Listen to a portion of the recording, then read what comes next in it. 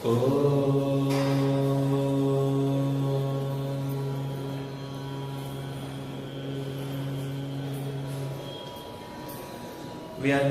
ಮುದ್ರಾ ಕರಸರಸಿಜೈ ಪುಸ್ತಕಂ ಶಂಖಚಕ್ರೇ ಬಿಭ್ರದ್ಭಿನ್ನ ಸ್ಫಟಿಕರುಚಿರೇ ಪುಂಡರೀಕೆ ಮುಕುಂದಂ ವ್ಯಾಸಂ ಚ ವಿಜ್ಞಾನ ಸಹಸ್ರಭಾನುಂ ಪೂರ್ಣ ಪ್ರಬೋಧಂ ಚ ಸುತತ್ವದೀಪಂ ಕ್ರಮಾತ್ ಗುರುಂಶ್ಚ ಪ್ರಣಮಾಮಿ ಮೂರ್ಧ್ನಾ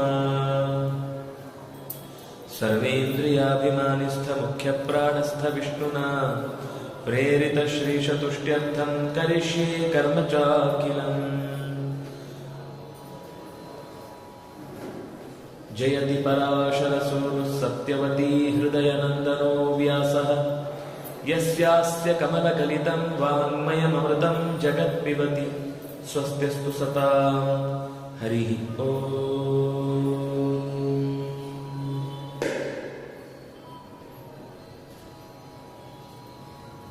ಕೋಹ್ಯನ್ಯಾತ್ ಪುಂಡರೀಕಾಕ್ಷಾತ್ ಮಹಾಭಾರತ ಕೃತ್ ಭವೇತ್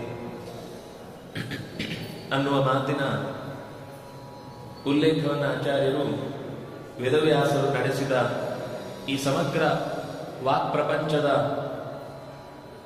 ಮೂಲ ವ್ಯಕ್ತಿಯಾಗಿ ವ್ಯಾಸರು ಅಷ್ಟನ್ನು ಕೂಡ ನಮಗೆ ಅತ್ಯಂತ ಪ್ರೀತಿಯಿಂದ ದಯಪಾಲಿಸಿದ್ದಾರೆ ಅನ್ನುವ ಸಂಗತಿಯನ್ನು ನಿರೂಪಣೆ ಮಾಡಿದರು.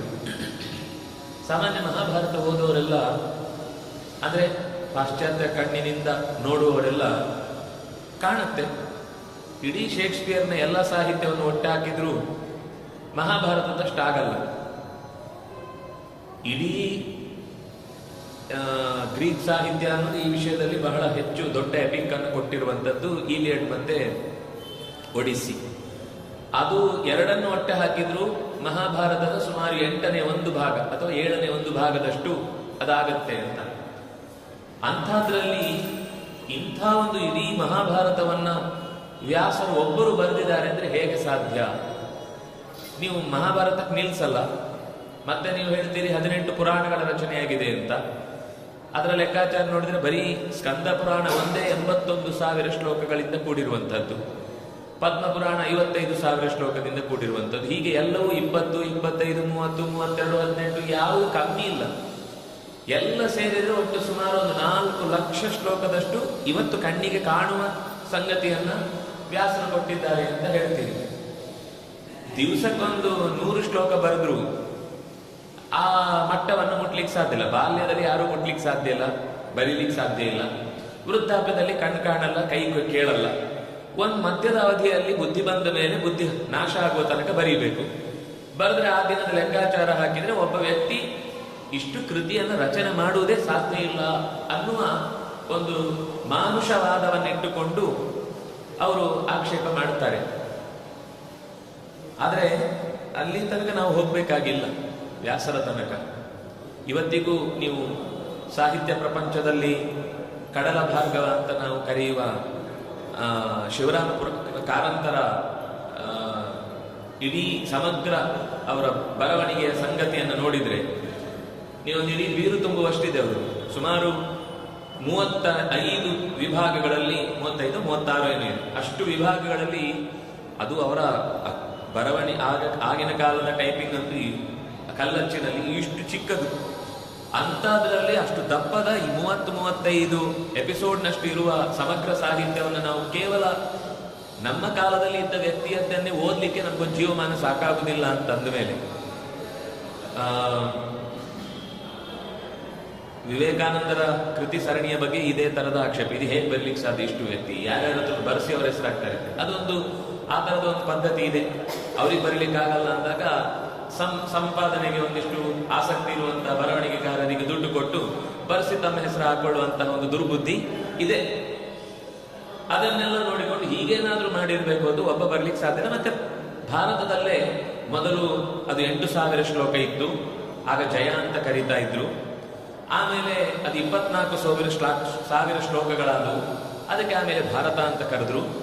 ಆಮೇಲೆ ಉಪಾಖ್ಯಾನಗಳನ್ನೆಲ್ಲ ಸೇರಿಸಿಕೊಂಡು ಸುಮಾರು 76,000 ಶ್ಲೋಕ ಸೇರಿಸಿ 1,00,000 ಶ್ಲೋಕ ಆಯಿತು ಅಂತ ಹೀಗೆ ಕಾಣುವ ಒಂದು ಅರ್ಥ ಇದೆ, ಅರ್ಥದ ಶ್ಲೋಕ ಇದೆ. ಆದಿಪರ್ವದಲ್ಲೇ ಮೊದಲ ಅಧ್ಯಾಯದ ವಿವರಣೆಯನ್ನು ಕೊಡುವಾಗಲೇ ಈ ಮಾತಿದೆ. ಅದರ ಅಭಿಪ್ರಾಯ ಏನು ಅಂತ ತಿಳ್ಕೊಳ್ಳದೆ ಹಿಂದೆ ಮುಂದೆ ಓದದೆ ಅವರಿಗೆ ಬೇಕಾದ ಸಾಲುಗಳನ್ನು ಮಾತ್ರ ಉದ್ಧಾರ ಮಾಡಿ, ನಮ್ಮಲ್ಲಿ ಹಾಗೆ ಅಲ್ವಾ, ಜನರನ್ನು ಒಂಚೂರು ರೊಚ್ಚಿಗೆಬ್ಬಿಸಬೇಕು ಅಂದ್ರೆ ಅವ್ರು ಹೇಳಿದ ಉಪನ್ಯಾಸದ ಒಂದು ತುಣುಕು ಮಾತ್ರ ತೆಗೆದು 10 ಸಲ ಹಾಕುದು ಅದನ್ನು. ಅವ್ರು ಹಿಂದೇನು ಹೇಳಿದ್ದಾರೆ ಮುಂದೇನು ಹೇಳಿದಾರೆ ಕೇಳಲಿಕ್ಕೆ ಬಿಡಲ್ಲ. ಕೇಳುವಷ್ಟು ತಾಳ್ಮೆ ವೀಕ್ಷಕರಿಗೂ ಇರಲ್ಲ. ಅಂತ ಗಲಾಟೆ ಶುರುವಾಗುತ್ತೆ. ಅವರ ಪಂಗಡದವರು ಈ ಪಂಗಡದವರು ಗಲಾಟೆ ದೊಡ್ಡದಾಗುತ್ತೆ. ಅವ್ರಿಗೆ ಅದೇ ಬೇಕಾಗುತ್ತೆ. ಅವ್ರ ವಿರುದ್ಧ ಇವರೊಂದು ಹೇಳಿಕೆ, ಇವರ ವಿರುದ್ಧ ಅವರೊಂದು ಹೇಳಿಕೆ, ಈಗ ಬೆಳೀತಾ ಹೋಗುತ್ತೆ. ಆದರೆ ಅಧ್ಯಯನ ಮಾಡುವುದು ಅಥವಾ ವಿಮರ್ಶೆ ಮಾಡುವುದು ಅಥವಾ ಒಂದು ಕೃತಿಯ ಬಗ್ಗೆ ಸ್ವಲ್ಪ ಚರ್ಚೆ ಮಾಡುವುದು ಅಂತ ಅನ್ನೋದು ಬರೀ ಮೇಲ್ನೋಟದ ಮುಖಪುಟವನ್ನು ನೋಡಿ ತೀರ್ಮಾನ ಮಾಡ್ಲಿಕ್ಕೆ ಬರಲ್ಲ. ಅದರ ಒಳಗೆ ಆ ಇಡೀ ಅಧ್ಯಾಯವನ್ನು ಸರಿಯಾಗಿ ಗಮನಿಸಿದ್ರೆ ಅಲ್ಲಿ ಹೇಳಿದ ಸಂಗತಿ ಏನು, ಅತ್ಯಂತ ಸೂಕ್ಷ್ಮವಾದ ತತ್ವದ ಭಾಗವನ್ನಿಟ್ಟುಕೊಂಡು ಅರ್ಥವಾಗದೇ ಇರಬಹುದಾದ ಶ್ಲೋಕಗಳು ಸುಮಾರು 8,000 ಸ್ಟಾರ್ಟು ಶ್ಲೋಕಗಳು ಅಂತ ಹೇಳ್ತಾರೆ. ಪಾಂಡವರ ಕಥೆ ಅಂತ ನೀವು ಪಾಂಡವರು ಕೌರವರ ಕಥೆ ಮುಖ್ಯವಾದದ್ದು. ಆ ಕಥೆಯ ಭಾಗ ಅಂತ ನೀವು ಯೋಚನೆ ಮಾಡಿದ್ರೆ ಸುಮಾರು 24,000 ಶ್ಲೋಕ ಇದೆ. ಈ ಕಥೆಯ ಜೊತೆಗೆ ಇನ್ನು ಉಪಾಖ್ಯಾನಗಳನ್ನೆಲ್ಲ ಸೇರಿಸಿದ್ರೆ 76,000 ಶ್ಲೋಕಗಳಾಯಿತು. ಅಂದ್ರೆ ಒಟ್ಟು 1,00,000 ವಿಭಾಗ ಹೇಗೆ ಅಂತ ಹೇಳಿದ್ದಷ್ಟೇ ಹೊರತು ಅವರು ಅದರ ಬೆಳವಣಿಗೆ ಕ್ರಮವನ್ನು ಅಲ್ಲಿ ಹೇಳೇ ಇಲ್ಲ. ಅವರು ಹೇಳಿದ್ದು ಪಾಂಡವರ ಕಥೆ ಅಂತ ಒಂದು ಭಾಗ ತೆಗೆದರೆ ಉಳಿದದ್ದು ಅಷ್ಟು ಭಾಗ ಉಪಾಖ್ಯಾನಗಳ ರೂಪದಲ್ಲಿದೆ. ಈಗ ಯಾರೇ ಮಾತಾಡುವಾಗ ಹೇಳ್ತಾರಲ್ವಾ, ಅವರು ಮಾತಾಡಿದ್ರಲ್ಲಿ ಅರ್ಥಶಾಸ್ತ್ರ ಅಂತ ವಿಷಯ ಕೊಟ್ಟರು, ಒಂದು 20 ನಿಮಿಷ ಅರ್ಥಶಾಸ್ತ್ರ ಮಾತಾಡಿದ್ರು, ಉಳಿದದ್ದೆಲ್ಲ ಏನೇನೋ ಉದಾಹರಣೆಗಳನ್ನೇ ಕೊಟ್ಟು ಮುಗಿಸಿದ್ರು ಅಂತ ನಾವು ಹೇಳಲ್ವಾ. ಅದರ ಅರ್ಥ ಅವರು ಭಾಷಣನೇ ಮಾಡಲಿಲ್ಲ ಮತ್ತು ಇನ್ನೊಬ್ಬರು ಭಾಷಣವನ್ನು ಅದಕ್ಕೆ ಸೇರಿಸಿದ್ದು ಅಂತ ಅರ್ಥ ಅಲ್ವಲ್ಲ.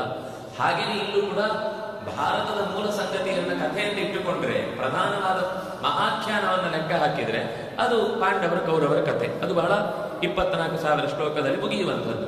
ಉಳಿದಂತೆ ನೀವು ಆ ಕಥೆಯನ್ನು ನೋಡಿದ್ರೆ ಗೊತ್ತಾಗುತ್ತೆ. ಯಾವಾಗಲೂ ಒಂದು ಮೂಲ ಕರ್ತೃವಿನ ಭಾವನೆಯನ್ನ ಪೂರ್ಣ ಅರ್ಥ ಮಾಡಿಕೊಂಡು ಅದಕ್ಕೆ ಎಲ್ಲೋ ಒಂದು ಶ್ಲೋಕ ಸೇರಿಸ್ಬೋದು, 2 ಶ್ಲೋಕ ಸೇರಿಸ್ಬೋದು. ಸೇರಿಸಿದ್ದಿದೆ, ಇಲ್ಲ ಅಂತ ಹೇಳಲ್ಲ. ಕೆಲವೊಂದು ಕಡೆ ಪ್ರಕ್ಷೇಪ ಆಗಿದೆ, ಕೆಲವು ಕಡೆ ನಿಕ್ಷೇಪ ಆಗಿದೆ, ಕೆಲವು ಕಡೆ ಪ್ರಕ್ಷೇಪ ಆಗಿದೆ. ಆದರೆ ಇಡೀ ಮಾತಿಗಿಂತ ಉಗುಳೇ ಜಾಸ್ತಿ ಅಂತ ಅನ್ನುವ ಹಾಗೆ ಮೂಲ ಕಥೆಗಿಂತ ಉಪಾಖ್ಯಾನಗಳೇ ಆಮೇಲೆ ಎಡಿಟ್ ಆಗಿ ಸೇರಿದ್ದಾವೆ ಅಂತ ಅನ್ನೋದಂತೂ ಒಪ್ಲಿಕ್ಕೆ ಸಾಧ್ಯವೇ ಇಲ್ಲ. ಯಾಕೆಂದ್ರೆ ಯಾವ ಕಾಲಕ್ಕೆ ಆ ಉಪಾಖ್ಯಾನಗಳು ಬಂದಿವೆಯೋ ಅದರ ಕಥೆಯ ಹಿನ್ನೆಲೆಯನ್ನ ಗಮನಿಸಿದ್ರೆ ಆ ಕಥೆಗೆ ಹೊಂದುವ ಹಾಗೆ ಮಹಾಖ್ಯಾನದಲ್ಲಿ ಸೇರಿಕೊಂಡು ಉಪಾಖ್ಯಾನ ಇದೆ ಹೊರತು ಮಹಾಖ್ಯಾನಕ್ಕೆ ಸಂಬಂಧಪಡದೆ. ಈಗ ಕೆಲವು ಸಿನಿಮಾಗಳಲ್ಲಿ ಒಂದಿಷ್ಟು ತಮಾಷೆಯನ್ನು ತುಳುಕಬೇಕು ಅಂತ ಇಡೀ ಕಥೆಗೆ ಸಂಬಂಧ ಇಲ್ಲದ 2 ಪಾತ್ರಗಳು ಬಂದು ಜೋಕ್ ಮಾಡಿ ಹೊರಟೋಗ್ತಾರೆ. ಅದು ಇಡೀ ಕಥೆಗೆ ಸಂಬಂಧವೇ ಇರಲಿಲ್ಲ. ಅವ್ರು ಯಾಕೆ ಬಂದ್ರು ಹೋದ್ರು ಅಂತ ಒಂದು ಗೊತ್ತಾಗಲ್ಲ. ಹಾಗೆ ಅಕಸ್ಮಾತ್ ಸೇರಿಸಿದ್ದಾಗಿದ್ರೆ ಅದು ಮೂಲ ಕಥೆಗೆ ಯಾವ ಜೊತೆಯಾಗುವ ಪ್ರಸಂಗವೇ ಬರ್ತಿರ್ಲಿಲ್ಲ.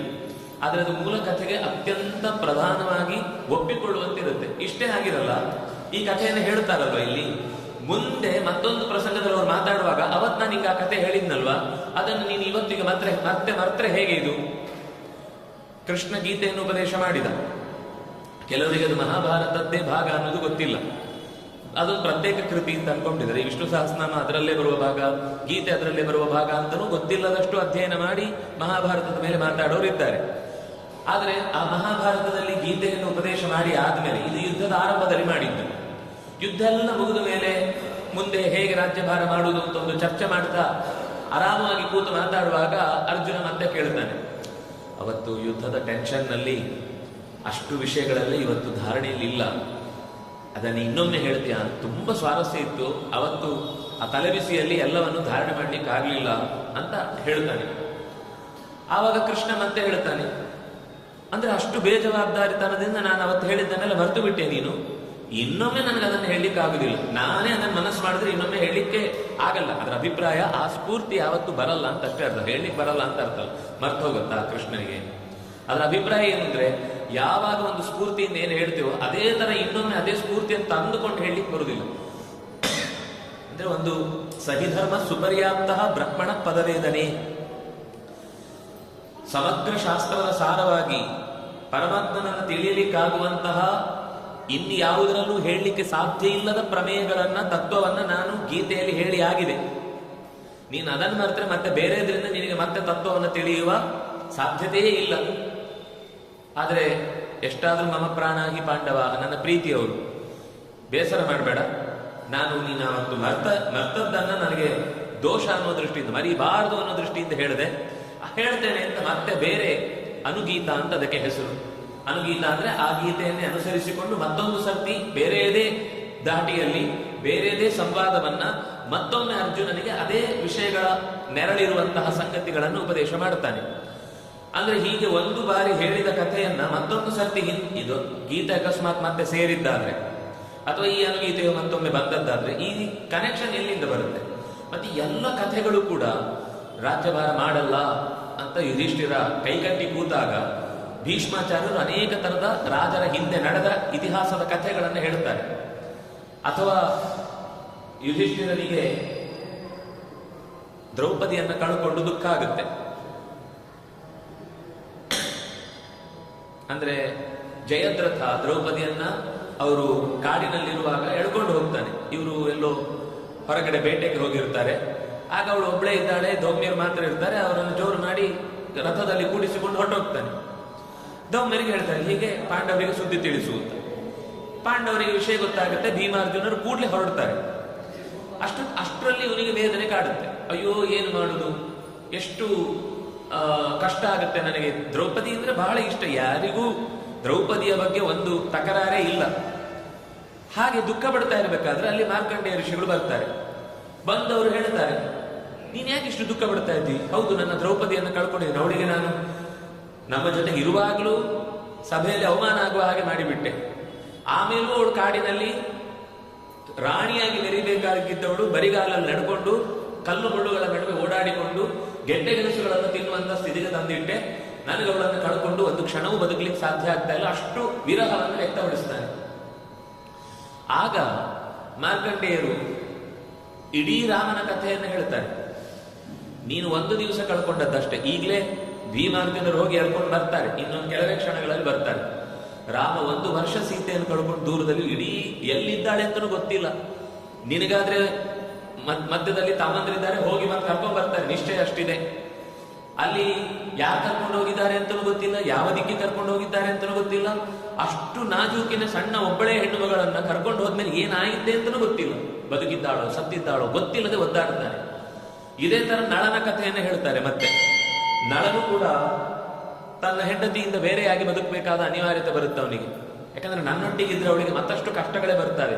ಕನಿಷ್ಠ ಪಕ್ಷ ಅವಳ ಅಪ್ಪ ಅಮ್ಮನನ್ನು ಹುಡುಕಿಕೊಂಡು ಹೋಗಿ ತವರು ಮನೆಯಲ್ಲಿ ಉಳಿದ್ರೆ ನನ್ನಿಂದ ಆಗುವ ಕಷ್ಟ ಅವಳಿಗೆ ಪರಿಹಾರ ಆಗುತ್ತೆ ಅಂತ ಅವಳಿಗೆ ದಾರಿ ತೋರಿಸಿ ತಾನು ಹೊರಟು ಹೋಗ್ತಾನೆ. ಎಷ್ಟೋ ದಿನಗಳ ಕಾಲ ಅವಳ ವಿರಹವನ್ನು ಅನುಭವಿಸ್ತಾನೆ ಕೂಡ. ನಿನಗೆ ಆ ಕಷ್ಟ ಬಂದಿಲ್ಲಪ್ಪ. ಯಾವಾಗಲೂ ಕಷ್ಟದಲ್ಲಿದ್ದಾಗ ನಮ್ಮಕ್ಕಿಂತ ಹೆಚ್ಚು ಕಷ್ಟದಲ್ಲಿದ್ದವರನ್ನು ನೋಡಿದ್ರೆ ನಮ್ಮ ಕಷ್ಟವೇ ಅಲ್ಲ ಅಂತ ಗೊತ್ತಾಗುತ್ತೆ. ಇದು ಯಾವಾಗ ಒಬ್ಬ ವ್ಯಕ್ತಿಗೆ ಅರ್ಥ ಆಗುತ್ತೋ ಅವನ ಜೀವನದಲ್ಲಿ ಯಾವತ್ತೂ ಯಾವುದನ್ನು ಕಷ್ಟ ಅಂತ ಅನ್ಕೊಳ್ಳಲ್ಲ. ನಮ್ಗೆಲ್ಲ ಕಷ್ಟ ಅಂತ ಅನ್ಸುದೇನು? ನೀವು ಪ್ರತಿ ದಿವಸ ಒಳ್ಳೆ ಚೆನ್ನಾಗಿರುವಂತಹ ಪಂಚಭಕ್ಷ ಪರಮಾನ್ನ ಮಾಡಿ ಹಾಕಿ ಒಂದು 15 ದಿವಸ ಆದ್ಮೇಲೆ ಅದು ಬೋರ್ ಅನ್ಸ್ಲಿಕ್ಕೆ ಶುರುವಾಗುತ್ತೆ. ಅದಕ್ಕಿಂತ ಮೇಲಿದ್ದೇನೋ ಬೇಕು ಅಂತ ಅನ್ಸುತ್ತೆ. ಮನುಷ್ಯನಿಗೆ ಸಹಜವೇ. ಗಲ್ಲಿ ಇದ್ದವರಿಗೆ ನೀವು 15 ದಿವಸ ಪಂಚಭಕ್ಷ ಪರಮಾನ್ನ ಹಾಕಿದ್ರ ನಮ್ಗದು 1 ದಿವಸ ನೋಡಿಲ್ಲ ಅಂತಾನು. ಅಂದ್ರೆ ನಮ್ಗೆ ಯಾವಾಗ ಒಂದು ನಮ್ಮ ತೃಪ್ತಿಯ ಲೆವೆಲ್ ಅನ್ನೋದು ಎತ್ತರಕ್ಕೆ ಎಳೀತಾ ಹೋಗುತ್ತೋ ಅದು ಮತ್ತೆ ಬೆಳೀತಾ ಹೋಗುತ್ತೆ. ಅದು ಮುಗಿಯುವುದು ಅಂತಾನೆ ಇಲ್ಲ.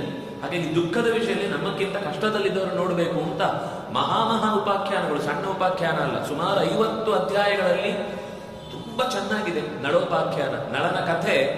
ಆಮೇಲೆ ಎಷ್ಟೋ ನಳಚಂಪು ಅಂತ ಬಂತು, ನೈಷಧೀಯ ಚರಿತ ಅಂತ ಬಂತು, ಭೈಮಿನಿ ಪರಿಣಯ ಅಂತ ಬಂತು, ದೊಡ್ಡ ದೊಡ್ಡ ಕಾವ್ಯಗಳು ಬಂತು. ಅದರ ಮೂಲ ಯಾರು ಅಂದ್ರೆ ವೇದವ್ಯಾಸರು. ವೇದವ್ಯಾಸರು ಕೊಟ್ಟ ಕಥೆಯ ಮೇಲೆ ಇವರೆಲ್ಲ ಮತ್ತೊಂದು ದೊಡ್ಡ ಪಟ್ಟಣವನ್ನ ಕಟ್ಟಿಕೊಂಡ್ರು. ಯಾರು ಕೂಡ ನೈಷಧೀಯ ಚರಿತ ಪಂಚಮಹಾಕಾವ್ಯಗಳಲ್ಲಿ ಒಂದು ಅಂತ ಬೊಬ್ಬೆ ಹೊಡಿತಾರೆ. ಆದ್ರೆ ಅವ್ರ ಕಥೆ ಕೊಟ್ಟವರು ಯಾರು ಅಂತ, ಮೂಲ ಕೃತಿಯ ನಿರ್ಮಾಣ ಮಾಡಿದ್ ಯಾರು ಅಂತ ಅನ್ನೋದನ್ನು ಹೇಳುವುದೇ ಇಲ್ಲ.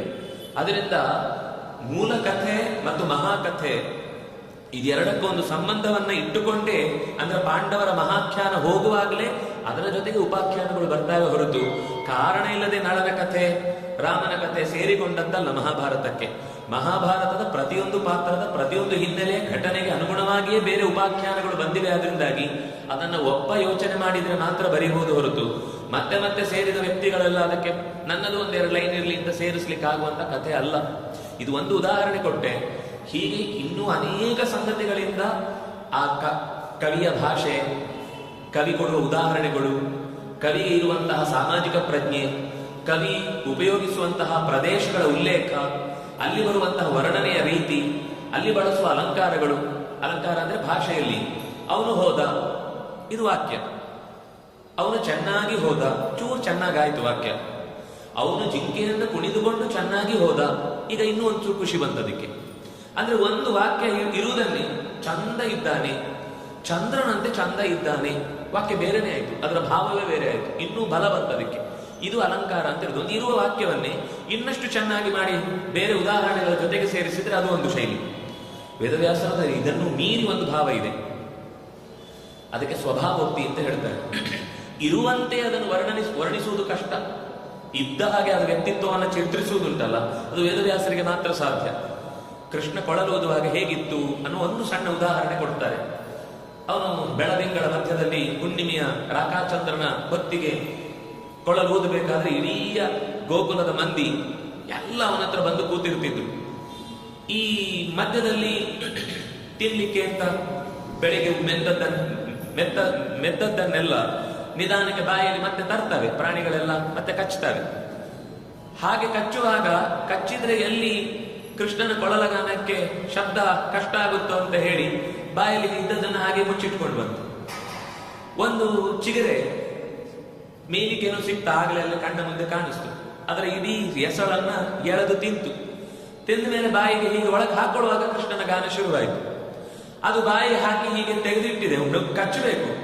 ಕಚ್ಚುವ ಶಬ್ದ ಆದ್ರೆ ಕೃಷ್ಣನ ಕೊಳಲಿಗೆ ಗಾನಕ್ಕೆ ತೊಂದರೆ ಆಗುತ್ತೆ ಅಂತ ಬಾಯಿ ಹಾಗೆ ಇಟ್ಟಿದೆ. ಅದರ ಎಸಳುಗಳು ಕೆಳಗೆ ಬಿಡ್ತಾ ಇದ್ವಂತೆ. ಆ ಲಿಖಿತ ಚಿತ್ರ ಇವ. ಇಡೀ ಆ ಪರಿಸರ, ಮರವಾಗಲಿ, ಗಿಡವಾಗಲಿ, ಪ್ರಾಣಿಯಾಗಲಿ, ಪಕ್ಷಿಯಾಗಲಿ, ಕ್ರಿಮಿಯಾಗಲಿ, ಕೀಟವಾಗಲಿ, ಗಾಳಿ ಕೂಡ ಅಲ್ಲಾಡದೆ ದೂರದಲ್ಲಿ ಯಾರಾದ್ರೂ ಹೀಗೆ ಬಂದು ನೋಡಿದ್ರೆ ಓಹ್ ಎಷ್ಟು ಚಂದ ಚಿತ್ರ ಬಿಡಿಸಿದ್ದಾರೆ ಅಂತ ಅನ್ನಿಸ್ಬೇಕು, ಹಾಗೆ ಇತ್ತು ಅಂತ. ಇದಕ್ಕಿಂತ ಚಂದ ಯಾರಾದ್ರೂ ವರ್ಣಿಸ್ಲಿಕ್ಕೆ ಸಾಧ್ಯ ಉಂಟಾ ಒಂದು ಎದುರಿಗಿನ ಪರಿಸರವನ್ನ? ಇದು ವ್ಯಾಸರ ಚಿತ್ರಣದ ಕಥೆ. ಹೀಗೆ ನಾವು ಇಡೀ ಮಹಾಭಾರತ ಅಥವಾ ಅವರ ಪುರಾಣಗಳ ಶೈಲಿಯಲ್ಲಿ ನಾವು ವಿವರವನ್ನು ಕಾಣ್ತಾ ಹೋದ್ರೆ ಇದು ನೂರಾರು ಜನ ಬಂದು ಸೇರಿ ಬರೆದು ರಚನೆಯಾದ ದೊಡ್ಡ ಗ್ರಂಥ ಆಗ್ಲಿಕ್ಕೆ ಸಾಧ್ಯವೇ ಇಲ್ಲ. ಇನ್ನು ನೂರಾರು ಸಂಗತಿಗಳಿವೆ. ಯಾಕಂದ್ರೆ ಒಬ್ಬನ ಥಾಟ್ ಪ್ರೊಸೆಸ್ ಹೇಗಿರುತ್ತೋ ಅದೇ ಕ್ರಮದಲ್ಲಿ ಕೊನೆಯವರೆಗೆ ಮುಟ್ಟಿಸ್ಲಿಕ್ಕಾದ್ರೆ ಮಾತ್ರ ಅದು ಚಂದ ಆಗುತ್ತೆ. ಒಬ್ಬ ಅಡಿಗೆ ಮಾಡಬೇಕು ಅಂತ ಹೇಳುದು, 5-6 ಜನ ಅಡಿಗೆ ಮಾಡಿದ್ರೆ ಏನಾಗುತ್ತೆ? 2 ಸರಿ ಒಗ್ಗರಣೆ ಬೀಳುತ್ತೆ, 2 ಸರಿ ಉಪ್ಪು ಬೀಳುತ್ತೆ, 2 ಸರಿ ಮಸಾಲೆ ಬೀಳುತ್ತೆ. ತಿನ್ನೋನ ಕತೆ 2ನೇ ದಿವಸ 3ನೇ ದಿವಸ ಹುಡುಕ್ಬೇಕು ಅವನನ್ನು ಎಲ್ಲಿದ್ದಾನೆ ಅಂತ. ಅಷ್ಟು ಅನರ್ಥ ಆಗುತ್ತೆ ಹೊಟ್ಟೆಗೆ. ಆದ್ರಿಂದ ಈ ಅಡಿಗೆ ವಿಷಯದಲ್ಲಿ ಹೇಗೋ ಹಾಗೆ ಬರವಣಿಗೆ ವಿಷಯದಲ್ಲೂ ಕೂಡ ಅದು ಒಬ್ಬ ಬರ್ದಿದ್ದಾನೆ ಅಂತ ನಾವು ಸುಮ್ಮನೆ ಮೇಲ್ನೋಟಕ್ಕೆ ನಮ್ಗೊಂದು ಅಭಿಮಾನ ಇದೆ ಅಂತ ಹೇಳಬಾರ್ದು. ಓದಿ ನೋಡಿದ್ರೆ ಆ ವಿಷಯದಲ್ಲಿ ನಮಗೆ ನಿಶ್ಚಿತವಾದ ಎಚ್ಚರ ಬರುತ್ತೆ. ಇದು ವೇದವ್ಯಾಸರ ಕೃತಿಗಳನ್ನ ಹಲವು ಜನ ಸೇರಿ ಬರೆದಿದ್ದಾರೆ ಅಂತ ಯೋಚನೆ ಮಾಡುವವರಿಗೆ ಅವರು ಖಂಡಿತ ಮಹಾಭಾರತ ಚೆನ್ನಾಗಿ ಓದಲಿಲ್ಲ. ಯಾರೋ ಆ ಕಡೆಯಿಂದ ಉದುರಿ ಬಿದ್ದವರು ಪಂಡಿತರು ಅಂತ ಅವರೇ ಬೋರ್ಡ್ ಹಾಕೊಂಡು ಬಂದವರು, ಬರದ ನಾಲ್ಕು ಗೀಚಿದ ಪುಸ್ತಕಗಳನ್ನು, ಇತಿಹಾಸದ ಪ್ರಜ್ಞೆ ಇಲ್ಲದವರು ಬರೆದ ಕೃತಿಗಳನ್ನ ಇಲ್ಲೇ ಓದಿಕೊಂಡು ಎಮ್ಮೆಗಳಾಗಿ ಪರೀಕ್ಷೆಯಲ್ಲಿ ಪಾಸ್ ಆಗಿದ್ದೇನೆ ಅಂತ ಅಂದುಕೊಂಡವ್ರು ಮಾತ್ರ ಈ ರೀತಿ ಮಾತಾಡ್ಬೋದು. ಅಂದ್ರೆ ಪಶ್ಚಿಮದ ಕನ್ನಡಕ ಹಾಕೊಂಡಾಗ ಹೀಗೆ ಕಾಣುದು. ನಮ್ಮದೇ ಒಂದು ಕನ್ನಡಕ ಇದೆ, ಯಾಕೆ ದೇವರು ಕೊಟ್ಟ ಸಹಜ ಕಣ್ಣಿಲ್ವಾ? ಅದರಲ್ಲಿ ನೋಡ್ಬೇಕಲ್ವ ಎಲ್ಲ ಸಂಗತಿಗಳನ್ನ. ಕಾಣಲಿಲ್ಲ ಅಂದ್ರೆ ಬೇರೆ ಕನ್ನಡಕ ಹಾಕಿ, ಕಾಣೋ ಮುಂಚೆನೆ ಅದೇ ನಮ್ಗೆ ಅದೊಂದು ಕ್ರೇಜ್, ಅಲ್ಲಿಂದ ನೋಡಿದ್ರೆ ಅದು ಸರಿ ಇಲ್ಲ. ಸಂಶೋಧನಾ ಬುದ್ಧಿಯಲ್ಲಿ ನಾವು ಸ್ವಲ್ಪ ಹೊಸತನವನ್ನ ಕಾಣಬೇಕು, ಸ್ವಲ್ಪ ಆಧುನಿಕರಾಗಬೇಕು ಅನ್ನೋ ಮಾತು ಸತ್ಯ. ಆದ್ರೆ ಎಷ್ಟಕ್ಕೆ ಅನುಸರಿಸಬೇಕು ಅಷ್ಟಕ್ಕೆ ಅನುಸರಿಸಬೇಕಲ್ವಾ? ಇಲ್ಲಿಯ ಅನ್ನವನ್ನ ಉಂಡಾಗ ಏನೋ ಒಂದು ತೊಂದರೆ ಆಗಿದೆ ಅಂದ್ರೆ ಇಲ್ಲಿಯ ಅನ್ನದಲ್ಲಿ ಏನ್ ಪ್ರಾಬ್ಲಮ್ ಇದೆ ನೋಡ್ಬೇಕು ಹೊರತು ಅಲ್ಲಿ ತಿನ್ನುವ ಪದಾರ್ಥಗಳನ್ನೆಲ್ಲ ಇವನಿಗೆ ತಿನ್ನಿಸಿ ಇದರಲ್ಲಿ ಏನಾಗಿದೆ ಅಂತ ನೋಡ್ಬೇಕು ಅಂತ ಅವನ್ನ ಟೆಸ್ಟ್ ಮಾಡಿದ್ರೆ ಏನು ಉತ್ತರ ಗೊತ್ತಾಗಲ್ಲ. ಇಲ್ಲಿ ಏನ್ ಬೆಳೀತಾರೆ, ಇಲ್ಲಿ ಏನ್ ಉಣ್ತಾರೆ, ಅದರಿಂದ ಅವನಿಗೆ ದೋಷ ಹೇಗಿದೆ ಅಂತ ಹುಡುಕಬೇಕು. ನಾವು ಇಲ್ಲಿಯ ಪರಿಸರವನ್ನ ಬಿಟ್ಟು, ಇಲ್ಲಿಯ ಭಾಷೆಯನ್ನ ಬಿಟ್ಟು, ಇಲ್ಲಿಯ ಸಂಸ್ಕೃತಿಯನ್ನ ಬಿಟ್ಟು ಹೊರಗಿನ ಭಾಷೆ, ಹೊರಗಿನ ಸಂಸ್ಕೃತಿ, ಹೊರಗಿನ ಕಣ್ಣನ್ನು ಇಟ್ಟುಕೊಂಡು ನೋಡಿದ್ರೆ ಯಾವ ವಿಷಯವೂ ಸ್ಪಷ್ಟವಾಗಿ ಅರ್ಥ ಆಗ್ಲಿಕ್ಕೆ ಸಾಧ್ಯ ಇಲ್ಲ. ಇಲ್ಲಿಯ ಆಲೋಚನೆಗಳ ರೀತಿಯೇ ಬೇರೆ. ಭಾರತೀಯ ಸಂಸ್ಕೃತಿಯ ಹಿನ್ನೆಲೆಯಲ್ಲಿ ಕಣ್ಣಿಗೆ ಕಾಣುವ ಪ್ರಪಂಚಕ್ಕಿಂತ ಹೆಚ್ಚು ಕಣ್ಣಿಗೆ ಕಾಣದ ಪ್ರಪಂಚದ ಬಗ್ಗೆ ಅವರಿಗೆ ಇರುವ ಅರಿವೇ ಹೆಚ್ಚು. ಅದನ್ನು ಮನಸ್ಸಲ್ಲಿ ಇಟ್ಕೊಂಡ್ರೆ ಮಾತ್ರ ಈ ಸಂಗತಿಗಳೆಲ್ಲ ಅರ್ಥ ಆಗ್ಲಿಕ್ಕೆ ಸಾಧ್ಯ ಆಗುತ್ತೆ. ಹಾಗಂತ ಹೇಳಿ ಕಣ್ಣು ಮುಚ್ಚಿ ಎಲ್ಲವನ್ನು ಒಪ್ಕೊಳ್ಳಿ ಅಂತ ಅವರೇನು ಹೇಳಿಲ್ಲ. ಬೇಕಾದಷ್ಟು ಋಷಿಮುನಿಗಳು ಪುರಾಣಗಳನ್ನು ವರ್ಣಿಸುವಾಗ ಎಲ್ಲ ಕಡೆಯಲ್ಲಿ ಮಹಾಭಾರತಕ್ಕಿರುವ ಹೆಸರೇನು ಅಂದ್ರೆ ಶತಸಾಹಸ್ರಿಕಾ ಸಂಹಿತಾ ಅಂತ. ಶತ ಸಾಹಸ್ರಿಕಾ ಸಂಹಿತ. ಶತ ಅಂದ್ರೆ 100, ಸಹಸ್ರ ಅಂದ್ರೆ 1000, 100 × 1000 ಎಷ್ಟು? 1,00,000 ಮಹಾಭಾರತಕ್ಕೆ ಕೊಟ್ಟ ಹೆಸರಿದು. ವೇದವ್ಯಾಸರು ಬರೆದದ್ದು.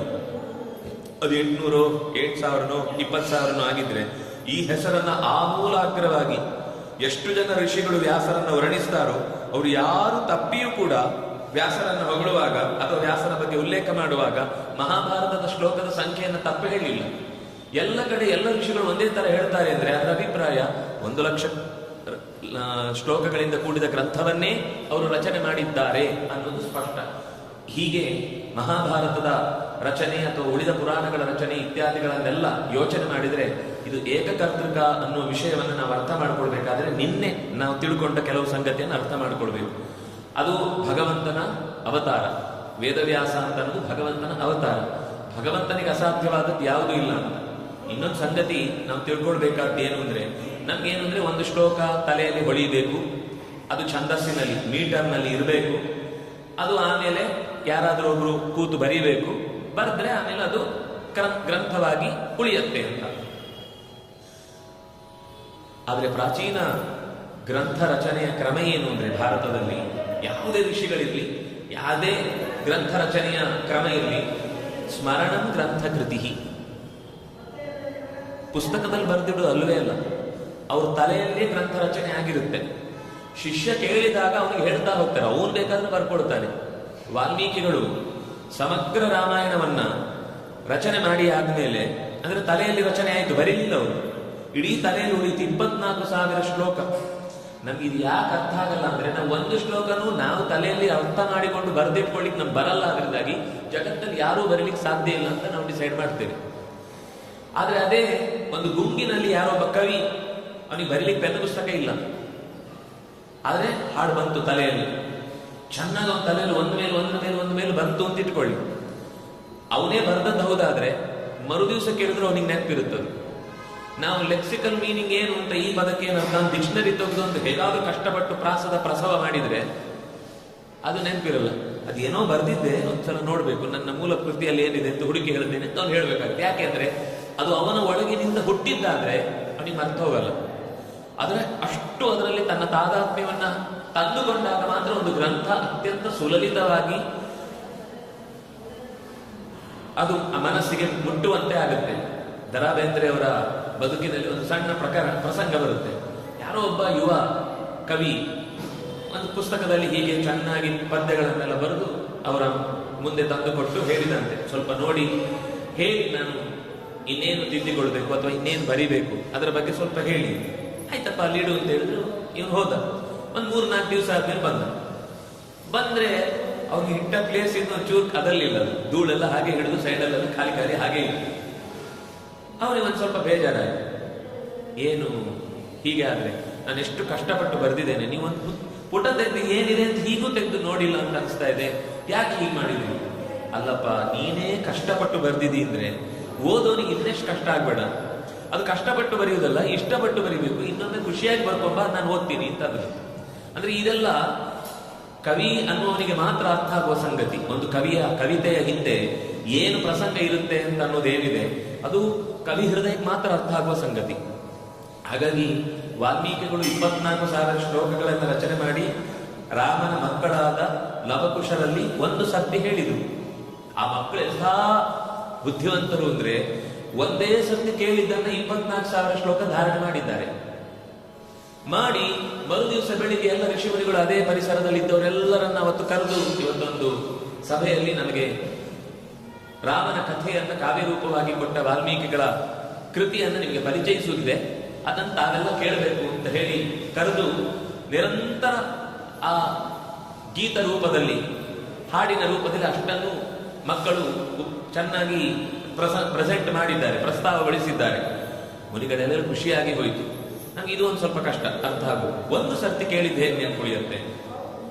ಯಾಕೆಂದ್ರೆ ನಮ್ಗೆ ಎಲ್ಲ ಬರ್ದಿಟ್ಕೊಂಡೇ ಅಭ್ಯಾಸ. ಏನೇನು ಅಂತ ಚೀಟಿ ಬರ್ದದ್ದನ್ನ ಅಂದ್ರೆ ಆ ಸಾಮಾನು ತರಬೇಕು, ಅದನ್ನೆಲ್ಲ ಚೀಟಿಯಲ್ಲಿ ಬರ್ದಿಟ್ಟಿದ್ದೇನೆ, ನೆನಪಲ್ಲಿ ತನ್ನಿ ಅಂತ ಯಜಮಾನರಿಗೆ ಹೇಳಿ ಕಳಿಸಿದ್ಲು ಹೆಂಡತಿ. ಅಲ್ಲಿ ಒಂದ್ಮೇಲೆ ಫೋನ್ ಮಾಡ್ದೆ, ಅಲ್ಲ ನೀನು ಕಳಿಸಿ ಚೀಟಿನಲ್ಲಿ ಬಿಟ್ಟು ಬಂದಿದ್ದೇನೆ, ಎಲ್ಲಿಂದ ತರಬೇಕು ನನ್ಗೆ ಗೊತ್ತಾಗ್ತಿಲ್ಲ, ಇನ್ನೊಂದು ಸರ್ತಿ ಫೋಟೋ ಹೊಡೆದು ಕಳಿಸು ಅಂತ. ಏನಂದ್ರೆ ನಾವು ಅಷ್ಟು ಬುದ್ಧಿವಂತರಾಗ್ಬಿಟ್ಟಿದ್ದೇವೆ. ಆದ್ರಿಂದ ನಮ್ಗೆ ನಮ್ಮ ನಂಬರೇ ಯಾರಾದ್ರೂ ಕೇಳಿದ್ರೆ 1 ನಿಮಿಷ ತಾಳಿ ಅಂತ ನಾವೇ ನಿಮ್ಮರನ್ನ ನಮ್ಮ ಫೋನ್ ಅಂತ ತೆಗೆದು ಹೇಳಬೇಕಾದ ಪ್ರಸಂಗ ಇದೆ. ಅಷ್ಟು ನೆನಪು ಶಕ್ತಿ ನಮಗೆ. ಆದ್ರೆ ಇದೇ ಒಂದು 10 ವರ್ಷದ ಹಿಂದೆ ಅಥವಾ 15 ವರ್ಷದ ಹಿಂದೆ ಹೋದ್ರೆ ದೊಡ್ಡವರಿಗೆ ಗೊತ್ತಿರುತ್ತೆ. ಮನೆಯಲ್ಲಿ ಒಂದು ಲ್ಯಾಂಡ್ಲೈನ್ ಇದ್ದಾಗ ಎಷ್ಟು ಜನರ ನಂಬರ್ ನೆನಪಿತ್ತು ನಮಗೆ, ಎಷ್ಟೆಷ್ಟು ಸಾವಿರ ಸಂಖ್ಯೆಗಳನ್ನು ನೆನಪಿಟ್ಕೊಂಡವರು ಇದ್ರು. ಈಗ 10 ಸಂಖ್ಯೆಗಳನ್ನು ನೆನಪಿಟ್ಕೊಳ್ಳೋದು ನಮಗೆ ಕಷ್ಟ ಆಗಿ ಬಿಡುತ್ತೆ. ಯಾಕೆಂದ್ರೆ ನಾವು ಎಷ್ಟು ಸೌಲಭ್ಯಗಳನ್ನು ಹೊರಗೆ ಹುಡುಕ್ತೇವೋ ಅಷ್ಟು ನಮ್ಮ ಒಳಗಿನ ಸೌಕರ್ಯಗಳನ್ನ ಮನಸ್ಸು ಡಿಲೀಟ್ ಮಾಡ್ತಾ ಬರುತ್ತೆ.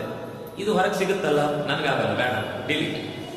ಈಗ ನಮ್ಗೆ ಯಾವ್ದೋ ಒಂದು ಕೆಲಸ ಹೇಳಿದ್ರೆ ಯಾರೋ ಅದನ್ನ ಮಾಡ್ತಾರೆ ಅಂತ ಗೊತ್ತಾದ್ರೆ ನಾವೇನ್ ಮಾಡ್ತೀವಿ? ಯಾವ ಮಾಡ್ತಾರಲ್ಲ, ಬಿಟ್ಬಿಡೋಣ. ಮನಸ್ಸು ಅಷ್ಟೇ, ನೀನ್ ನೆನ್ಪಿಟ್ಕೊಳ್ಬೇಕು ಅಂತ ಅದಕ್ಕೆ ಹೇಳಿದ್ರೆ ಮಾತ್ರ ಅದು ನೆನ್ಪಿಟ್ಕೊಳ್ಳುತ್ತೆ. ಇವತ್ತಿಗೂ ಉಡುಪಿಯಲ್ಲಿ ಒಬ್ರು ಉಡುಪಿ ರಾಮನಾಥಾಚಾರ್ಯ ಅಂತಿದ್ದಾರೆ. ಅವರು ಸಮಗ್ರ ಮಹಾಭಾರತದ 1,00,000 ಶ್ಲೋಕವೂ ಕೂಡ ಅವರಿಗೆ ಧಾರಣೆಯಲ್ಲಿದೆ. ಅವ್ರ ಹತ್ರ ಯಾರೋ ಕೇಳಿದ್ರು, ನಿಮ್ಗೆ ಹೇಗೆ ಅದನ್ನು ಕಲ್ತ್ರಿ ಅಂತ. ಅವರು ಹೇಳಿದ್ದಿಷ್ಟೇ, ಒಂದು ಆಹಾರದ ನಿಯಮ ಬೇಕದಕ್ಕೆ. ಸುಲಭದಲ್ಲಿ ಹಾಗೆ ನಾವು ನಾಳೆ ಮಾಡ್ತೇವೆ ಅಂದ್ರೆ ಸುಲಭದಲ್ಲಿಲ್ಲ. ಸುಮಾರು 5-6 ವರ್ಷಗಳ ಆಹಾರದ ನಿಯಮದ ಜೊತೆಗೆ ಒಂದು ಸರಿ ಶ್ಲೋಕ ಓದಿದ ಮೇಲೆ ಆ ಶ್ಲೋಕದ ಅನುಸಂಧಾನಕ್ಕಾಗಿ ನಾನು ಮತ್ತೊಮ್ಮೆ ಆ ಪುಸ್ತಕದ ಪುಟವನ್ನು ತೆರೆಯಲ್ಲ ಅಂತ ಪ್ರತಿಜ್ಞೆ ಮಾಡಿ ಒಮ್ಮೆ ಓದುದು. ಅದು ಒಳಗೆ ಕೊಡ್ಬೇಕಾದ್ರೆ ಇನ್ನೊಂದ್ಸಲ ನೋಡಲ್ಲ ಅಂತ ಹೇಳಿದ ಮೇಲೆ ಆ ವಿಷಯ ನೆನಪಿರ್ಬೇಕು ತಾನೆ. ನಾವೆಲ್ಲೋ ಗಾಡಿಯಲ್ಲಿ ಹೋಗುವಾಗ ಯಾರೊಬ್ರು ನಮ್ಮ ಗಾಡಿಗೆ ಹೊಡೆದು ಓಡ್ತಾರೆ, ನಾವು ಕೆಳಗೆ ಬಿದ್ದಿದ್ದೇವೆ. ಬೀಳುವಾಗ ಗಾಡಿ ಓಡುದು ಬಿಟ್ರೆ ಇನ್ನೇನು ಕಾಣಿಸ್ತಿಲ್ಲ. ಅಷ್ಟರಲ್ಲಿ ನಮ್ಮ ಮನಸ್ಸೇನೆ ಹೇಳ್ತೇವೆ, ಗಾಡಿ ನಂಬರ್ ನೆನ್ಪಿಟ್ಕೊ ಅಂತ. 10 ಸಲ ಹೇಳ್ತೇವೆ, ನೆನ್ಪಿಟ್ಕೊ ಅಂತ. ನೆನ್ಪಿಟ್ಕೊಂಡು ಆಮೇಲೆ ಕೇಸ್ ಮಾಡುವಾಗ ಏನ್ರಿ ಗಾಡಿ ನಂಬರ್ ನೆನಪಿದೆ ನನಗೆ, ಹೇಳ್ತೇನೆ ಅಂತ ಹೇಳ್ತೀವಿ. ಅದೇ ನಮ್ಮ ಮನೆಗೆ ಯಾರೋ ಬಂದ್ರು ಹೋದ್ರು ಏನೋ ಮಾಡಿದ್ರು, ಅವ್ರ ಗಾಡಿ ನಂಬರ್ ನೋಡಿದ್ರೆ ಇಲ್ಲ ಅಂತ. ಯಾಕೆಂದ್ರೆ ನಮ್ಗೆ ಅದು ಗಮನದಲ್ಲಿರ್ಲಿಲ್ಲ, ನಮ್ಗೆ ಬೇಕು ಅಂತ ಅನ್ಸಿರ್ಲಿಲ್ಲ. ಆದ್ರೆ ಬಿದ್ದಾಗ ಅವನು ಹೊಡೆದವನು ಯಾರೋ ಅವನಿಂದ ಪರಿಹಾರ ಕೇಳಬೇಕು ಅನ್ನೋ ದೃಷ್ಟಿಯಿಂದ ಆ ಹೊತ್ತಿಗೆ ನಮ್ಮ ದೃಷ್ಟಿ ಅದನ್ನ ನೆನ್ಪಿಟ್ಕೋ ಅಂತ ಬುದ್ಧಿಗೆ ಹೇಳಿ ಗ್ರಹಣ ಮಾಡಿರುತ್ತಾರೆ ನನಗೆ. ಅದು ಮತ್ತೆ ಅಯ್ಯೋ 10 ವರ್ಷ ಆಗ್ತಿರು, ಅಯ್ಯೋ ಗಾಡಿ ನಂಬರ್ ಒಂದು ನೆರಲಿಕ್ಕೆ ಸಾಧ್ಯ ಇಲ್ಲ, ಅದೊಂದು ಕರೆಕ್ಟ್ ನೆನಪಿದೆ ನನಗೆ, ನನ್ನ ಜೀವ ತೆಗೆದ ಘಟನೆ ಅದು ಅಂತ. ಅಂದ್ರೆ ಆ ರೀತಿ ನಮ್ಗೆ ಅದು ಅತ್ಯಂತ ಮುಖ್ಯವಾದ ವಿಷಯ ಅಂತ ಗೊತ್ತಿದ್ದಾಗ ಅದು ಮರ್ತು ಹೋಗಲ್ಲ. ಇನ್ನು ಇಡೀ ಪ್ರಪಂಚದ ಎಲ್ಲ ವಿಷಯಗಳನ್ನು ಚೆನ್ನಾಗಿ ಬಲ್ಲಂತಹ ವ್ಯಾಸರಿಗೆ ಇಡೀ ಕೃತಿಯನ್ನ ರಚನೆ ಮಾಡಿದ ಮೇಲೆ ಅದನ್ನ ತಲೆಯಲ್ಲಿ ಇಟ್ಕೊಳ್ಳಿಕ್ಕೆ ಏನ್ ಕಷ್ಟ, ಅನಾಯಾಸವಾಗಿ ಅಷ್ಟೂ ಕೃತಿಯನ್ನ ರಚನೆ ಮಾಡಿಕೊಟ್ರು ಅನ್ನುವುದನ್ನ ಮಹಾಭಾರತ ಹೇಳುತ್ತೆ. ಅದರಿಂದಾಗಿ ನಮ್ಗೆ ಏನೇನು ಕೃತಿಗಳು ಸಿಕ್ಕಿದೆ ಅಂತ ಒಂದು ಸತ್ಯ ಯೋಚನೆ ಮಾಡ್ತಾ ಹೋಗೋಣ. ನಾವಿವತ್ತು ನೋಡ್ಬೇಕಾದದ್ದು ವ್ಯಾಸ ಸಾಹಿತ್ಯ ಪ್ರಪಂಚ ಅಂತ. ವ್ಯಾಸರ ಸಾಹಿತ್ಯ ಎಷ್ಟು ದೊಡ್ಡ ಪ್ರಪಂಚವಾಗಿ ನಿಂತಿದೆ ಅಂತ. ಮೊದಲನೇದಾಗಿ ಇದ್ದ ಸಾಹಿತ್ಯವನ್ನ ಸರಿಯಾಗಿ ಉಪಯೋಗಕ್ಕೆ ಬರುವ ಹಾಗೆ ಮಾಡಿಕೊಟ್ರು. ವೇದಗಳು ರಾಶಿ ಬಿದ್ದಿದ್ದು, ಯಾವುದು ಓದಬೇಕು, ಯಾವುದು ಬಿಡಬೇಕು, ಹೇಗೆ ಓದಬೇಕು, ಹೇಗೆ ಬಿಡಬೇಕು ಅಂತ ಗೊತ್ತಾಗ್ಲಿಲ್ಲ, ಎಲ್ಲ ಮಿಕ್ಸರ್. ಆದ್ರೆ ಆ ಋಷಿಗಳಿಗೆಲ್ಲ ಹಿಂದೆ ಅವರಿಗೊಂದು ವ್ಯುತ್ಪತ್ತಿ ಇತ್ತು. ನೀವು ಮ್ಯಾನಸ್ಕ್ರಿಪ್ಟ್ ಎಲ್ಲಿ ಆದ್ರೂ ನೋಡಿದಿದ್ರೆ, ತಾಳೆಗರಿಗಳನ್ನ ಹಳೆ ಕಾಲದ್ದು ನೋಡಿದ್ರೆ, ಅದ್ರಲ್ಲಿ ನೀವು ಸ್ವಲ್ಪ ನಿಮ್ಗೆ ಯಾವ್ದಾದ್ರು ಹಳೆ ಭಾಷೆಗಳು ಗೊತ್ತಿದ್ದು ಓದುವ ಅಭ್ಯಾಸ ಇದ್ರೆ, ಈಗಿನ ಒಂದು 400 ವರ್ಷದ ಬಗ್ಗೆ ನಾನು ಹೇಳ್ತಿಲ್ಲ, ಅದಕ್ಕಿಂತ ಸ್ವಲ್ಪ ಹಿಂದೆ ಹೋದ್ರೆ ಲೈನ್ಗಳಿರ್ತವೆ. ಲೈನ್ಗಳಿದ್ರೆ ಈಗ ಅಕಸ್ಮಾತ್ ಯಾವ್ದು ವಿಷ್ಣು ಸಹಸ್ರನಾಮವೋ ಅಥವಾ ನಿಮ್ಗೆ ಯಾವ್ದು ಗೊತ್ತಿರುವಂತದ್ದು ಸಿಕ್ಕಿದ್ರೆ ನೀವು ಓದ್ತಾ ಹೋದ್ರೆ ಅಲ್ಲಿ ನಾವೀಗ ಏನ್ ಮಾಡ್ತೇವೆ, ಒಂದು ಶ್ಲೋಕ ಆದ್ಮೇಲೆ ಅದಕ್ಕೆ ಅರ್ಧ ಶ್ಲೋಕಕ್ಕೆ ಒಂದು ದಂಡ, 2 ಸಾಲು ಮುಗಿದ ಮೇಲೆ ಮತ್ತೆರಡು ದಂಡ, ಹೀಗೆ ಹಾಕಿ ಇಲ್ಲಿಗೂ ಒಂದು ಶ್ಲೋಕ ಮುಗಿಯಿತು ಅಂತ ನಾವು ಗುರುತು ಹಾಕ್ತೇವೆ, 2 ದಂಡ ಹಾಕ್ತೇವೆ. ನೀವು ಹಳೆ ಮ್ಯಾನಸ್ಕ್ರಿಪ್ಟ್ ನೋಡಿದ್ರೆ ಇದೇನು ಇರಲ್ಲ, ಓದಕ್ ಬರ್ದಿರ್ತಾರೆ. ಆದ್ರೆ ಅವರೆಲ್ಲ ಹೇಗೆ ಓದ್ತಿದ್ರು ಅಂದ್ರೆ ಅವರಿಗೆ ತಲೆಯಲ್ಲಿ ಒಂದು ಜ್ಞಾನ ಇತ್ತು, ನೋಡುವಾಗ ಅಷ್ಟರಲ್ಲೇ ಅವ್ರಿಗೆ ಅರ್ಥ ಆಗ್ತಿತ್ತು. ಹಳೇ ಪುಸ್ತಕಗಳಲ್ಲೆಲ್ಲ ನೋಡಿದ್ರೆ ಈಗ ನಾವು ಒಂದು ವಾಕ್ಯ ಆದ್ಮೇಲೆ ಒಂದು ಫುಲ್ ಸ್ಟಾಪ್ ಹಾಕ್ಬೇಕು, ಮಧ್ಯದಲ್ಲಿ ಒಂದು ಕೊಮ ಹಾಕ್ಬೇಕು, ಇನ್ವರ್ಟೆಡ್ ಕೊಮ ಹಾಕ್ಬೇಕು, ಅಥವಾ ಹೈಫನ್ ಹಾಕ್ಬೇಕು, ಎಕ್ಸ್ಕ್ಲಮೇಟರಿ ಚಿಹ್ನೆ ಹಾಕ್ಬೇಕು, ಎಲ್ಲ ಹಾಕಿದ್ರೆ ಮಾತ್ರ ಅಷ್ಟು ಹಾಕಿದ್ಮೇಲೆ ಓದ್ಲಿಕ್ಕೆ ಬರಲ್ಲ, ಭಾಷೆ ನಾವು ಮರ್ತೇ ಬಿಟ್ಟಿದ್ದೇವೆ. ಆದ್ರೆ ಅದು ಯಾವುದೂ ಇಲ್ಲದೆ ಆಗ ಇಡೀ ಕಾವ್ಯವನ್ನ ಅತ್ಯಂತ ಸಲೀಸಾಗಿ ಓದುವಷ್ಟು ವ್ಯುತ್ಪತ್ತಿ ಓದುಗನಲ್ಲಿತ್ತು. ಆದ್ರಿಂದ ಈಗ ಓದುವವರಿಗೆ ಇದರಲ್ಲಿ ಹಿಂಗ್ ಓದ್ತಿದ್ರು ಅಂತ ನಮ್ಗೆ ದೊಡ್ಡ ಪ್ರಶ್ನೆ. ಆದ್ರೆ ಅವರಿಗೆ ಅದು ಅತ್ಯಂತ ಸಹಜವಾಗಿ, ಯಾಕೆಂದ್ರೆ ಅದು ನಿರಂತರ ಅಧ್ಯಯನದಲ್ಲಿ ಇದ್ದ ಸಂಗತಿ ಆದ್ರಿಂದಾಗಿ ಇದಕ್ಕೋಸ್ಕರ ಮತ್ತೆ ಅವರು ಕೊನ ಹಾಕಬೇಕು ಅವ್ರೇನು ಕೇಳುವುದೂ ಇಲ್ಲ. ಹಳೇ ಮ್ಯಾನಸ್ಕ್ರಿಪ್ಟ್ ಓದುವವರಿಗೆ ಇದು ಯಾವುದು ಬೇಕಾದ್ರೆ ಅವ್ರು ಆರಾಮಾಗಿ ಓದ್ತಾ ಹೋಗ್ತಾರೆ. ಆದ್ರೆ ನಮ್ಗೆ ಇವತ್ತು ಓದುವವರಿಗೆ ಇದು ತುಂಬಾ ಕಷ್ಟ ಆಗುತ್ತೆ. ಇದು ಹೇಗೆ ಓದ್ತಿದ್ರು ಅಂತ ದೊಡ್ಡ ಪ್ರಶ್ನೆ. ಹಾಗೇನೆ ವೇದಗಳಲ್ಲಿ 3 ತರ ಇದೆ. ಅಂದ್ರೆ ಒಂದು ವಿಚಾರವನ್ನ 3 ತರ ಹೇಳಬಹುದು. ಒಂದು ವಾಕ್ಯದ ಸಮೂಹ ಇದ್ರೆ ಅದನ್ನು 3 ತರ ಹೇಳ್ಬೋದು. ಒಂದೋ ಗದ್ಯ ರೂಪದಲ್ಲಿ, ಅದಕ್ಕೆ ಏನು ರಿದಮ್ ಏನು ಇರುವುದಿಲ್ಲ, ಗದ್ಯ. ಬಿಟ್ರೆ ಎರಡನೇದು ಪದ್ಯ, ಅಂದ್ರೆ ಸ್ವಲ್ಪ ಇಷ್ಟಿಷ್ಟು ಅಕ್ಷರಗಳಿಗೆ ಇಷ್ಟಿಷ್ಟು ಸಾಲು ಅಂತ ಅಂದ್ರೆ ಅದು ಪದ್ಯ. ಛಂದಸ್ ಇರುತ್ತೆ ಅಂತ ಲೆಕ್ಕ, ಮೀಟರ್ ಇರುತ್ತೆ ಅಂತ ಲೆಕ್ಕ. ಇದು ಬಿಟ್ರೆ ಇನ್ನು ಒಂದು ತರ ಹೇಳ್ಬಹುದಾದ ಗಾನ, ಸಂಗೀತ. ಇದು 3 ಬಿಟ್ರೆ ಇನ್ಯಾವ ತರದಲ್ಲೂ ಕೂಡ ವೇದವನ್ನ ನಾವು ಅಥವಾ ಮಾತಿನ ಪ್ರಪಂಚವನ್ನು ಬಿಡಿಸ್ಲಿಕ್ಕೆ ಸಾಧ್ಯ ಇಲ್ಲ. ಮಾತಿನ ಪ್ರಪಂಚ ಇದ್ರೆ ಇದೇ 3 ತರ.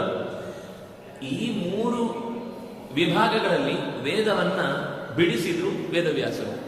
ಸಮಗ್ರ ಮಾತಿನ ಪ್ರಪಂಚವಾದ ವೇದವನ್ನ, ವೇದ ವಾಂಗ್ಮಯವನ್ನ ಕೆಲವನ್ನ ಪದ್ಯವಾಗಿಸಿದ್ರು, ಕೆಲವನ್ನ ಗದ್ಯವಾಗಿಸಿದ್ರು, ಕೆಲವನ್ನ ಗಾನಕ್ಕೆ ಜೋಡಿಸಿ ಇಟ್ರು. ಪದ್ಯವಾದದ್ದು ಯಾವುದಾಯಿತು? ಋಕ್ ಅನ್ನೋದು ಗದ್ಯ, ಪದ್ಯ. ಋಕ್ ಅಂದ್ರೆ ಋಗ್ವೇದ. ಋಗ್ವೇದದಲ್ಲಿ ಎಲ್ಲ ಮೀಟರ್ಗಳಿಗೆ ಅನುಗುಣವಾಗಿ ಇದೆ. ಅಗ್ನಿಮೀಳೆ ಪುರೋಹಿತಂ, ಅಗ್ನಿಮೀಳೆ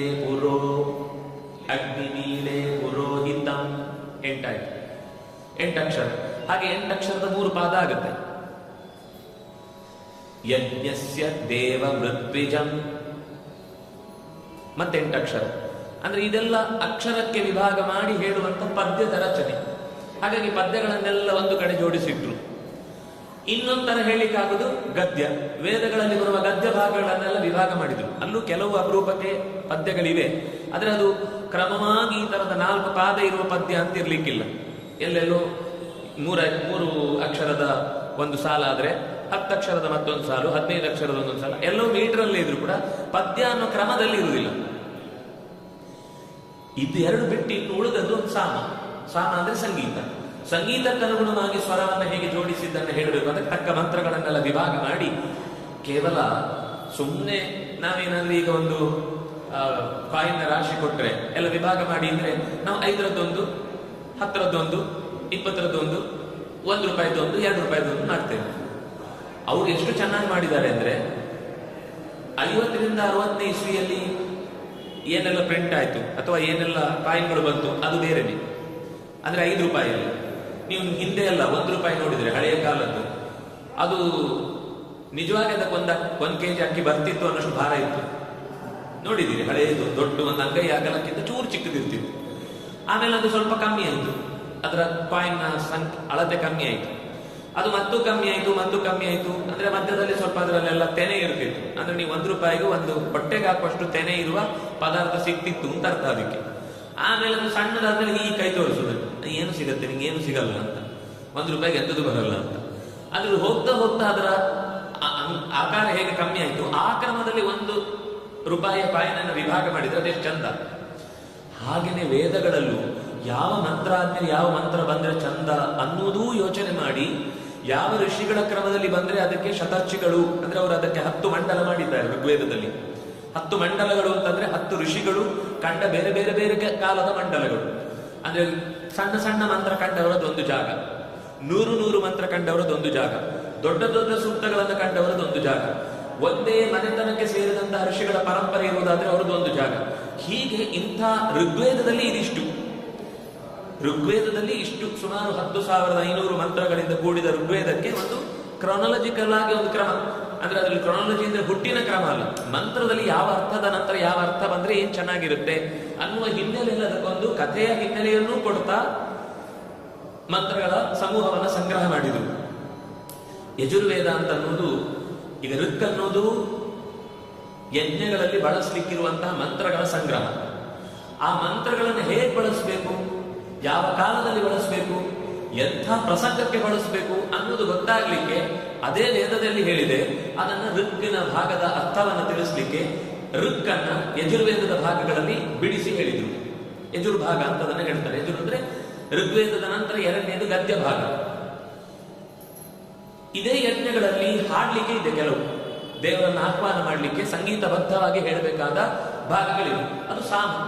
ಅದನ್ನು ಪ್ರತ್ಯೇಕ, ಅದಕ್ಕೂ ಕ್ರಮ ಇದೆ, ಅದರಲ್ಲೂ ಕ್ರಮವಾಗಿ ಬರುತ್ತೆ. ಇಷ್ಟಕ್ಕೆ ಮುಗಿಲಿಲ್ಲ. ಇದೇ 3 ಋಕ್ಕನ್ನ ಅಥವಾ ಇದೇ 3 ವೇದದ ಸಮೂಹವನ್ನ ಮತ್ತೆ 4 ವಿಭಾಗ ಮಾಡಿದರು. ಸಂಹಿತ, ಬ್ರಾಹ್ಮಣ, ಆರಣ್ಯಕ, ಉಪನಿಷತ್ತು.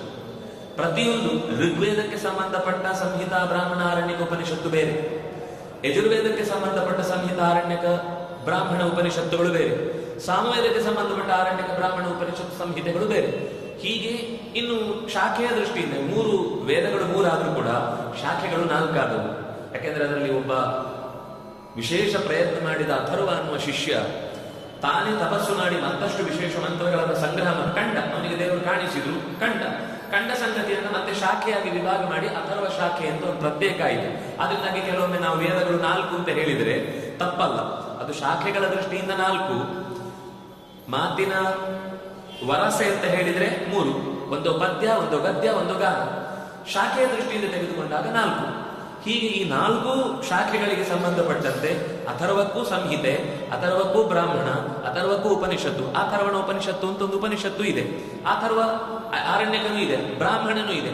ಹೀಗೆ ಈ 4 ಶಾಖೆಗಳಿಗೆ ಮತ್ತೆ ಹಲವು ವೇದಗಳಲ್ಲೇ ವಿಭಾಗವಾಗಿರುವಂತಹ ಸಂಹಿತ, ಬ್ರಾಹ್ಮಣ, ಆರಣ್ಯಕ, ಉಪನಿಷತ್ತು. ಅಂದ್ರೆ ಸಂಹಿತೆಯಲ್ಲಿ ಹೇಳಿದ್ದನ್ನ ಬ್ರಾಹ್ಮಣಗಳು ಯಜ್ಞದಲ್ಲಿ ಹೇಗೆ ಬಳಸಬೇಕು ಅಂತ ಹೇಳ್ತಾರೆ. ಯಜ್ಞದಲ್ಲಿ ಬಳಸಿ ಮುಂದೆ ಅವನು ನಿವೃತ್ತನಾಗುವ ಪ್ರಸಂಗ ಬಂದಾಗ, ಅಂದ್ರೆ ಲೋಕದ ವ್ಯವಹಾರ ಸಾಕು ಅಂತ ಅನ್ನಿಸಿದಾಗ ಅವನು ಆತ್ಮಿಕವಾದ ಸಾಧನೆ ಮಾಡಲಿಕ್ಕೋಸ್ಕರ ರಿಟೈರ್ಡ್ ಆಗ್ತಾನೆ. ಅಂದ್ರೆ ಅದನ್ನೇ ವಾನಪ್ರಸ್ಥ ಅಂತ ಕರೀತಾರೆ. ಅದನ್ನ ಅರಣ್ಯದಲ್ಲಿ ಕಲಿತಾನೆ. ಅರಣ್ಯ ಅಂದ್ರೆ ಕಾಡಿಗೆ ಹೋಗ್ಬೇಕು ಅಂತಿಲ್ಲ, ಮನೆಯಲ್ಲೇ ಜವಾಬ್ದಾರಿಯನ್ನು ತನ್ನ ಮುಂದಿನ ಪೀಳಿಗೆಗೆ ಬಿಟ್ಟು ತಾನು ಕೇವಲ ಅನುಷ್ಠಾನ, ಜಪ, ಪೂಜೆ, ಅಧ್ಯಯನ, ಸ್ವಾಧ್ಯಾಯ ಇಷ್ಟರಲ್ಲೇ ಕೂತಿರ್ತಾನೆ.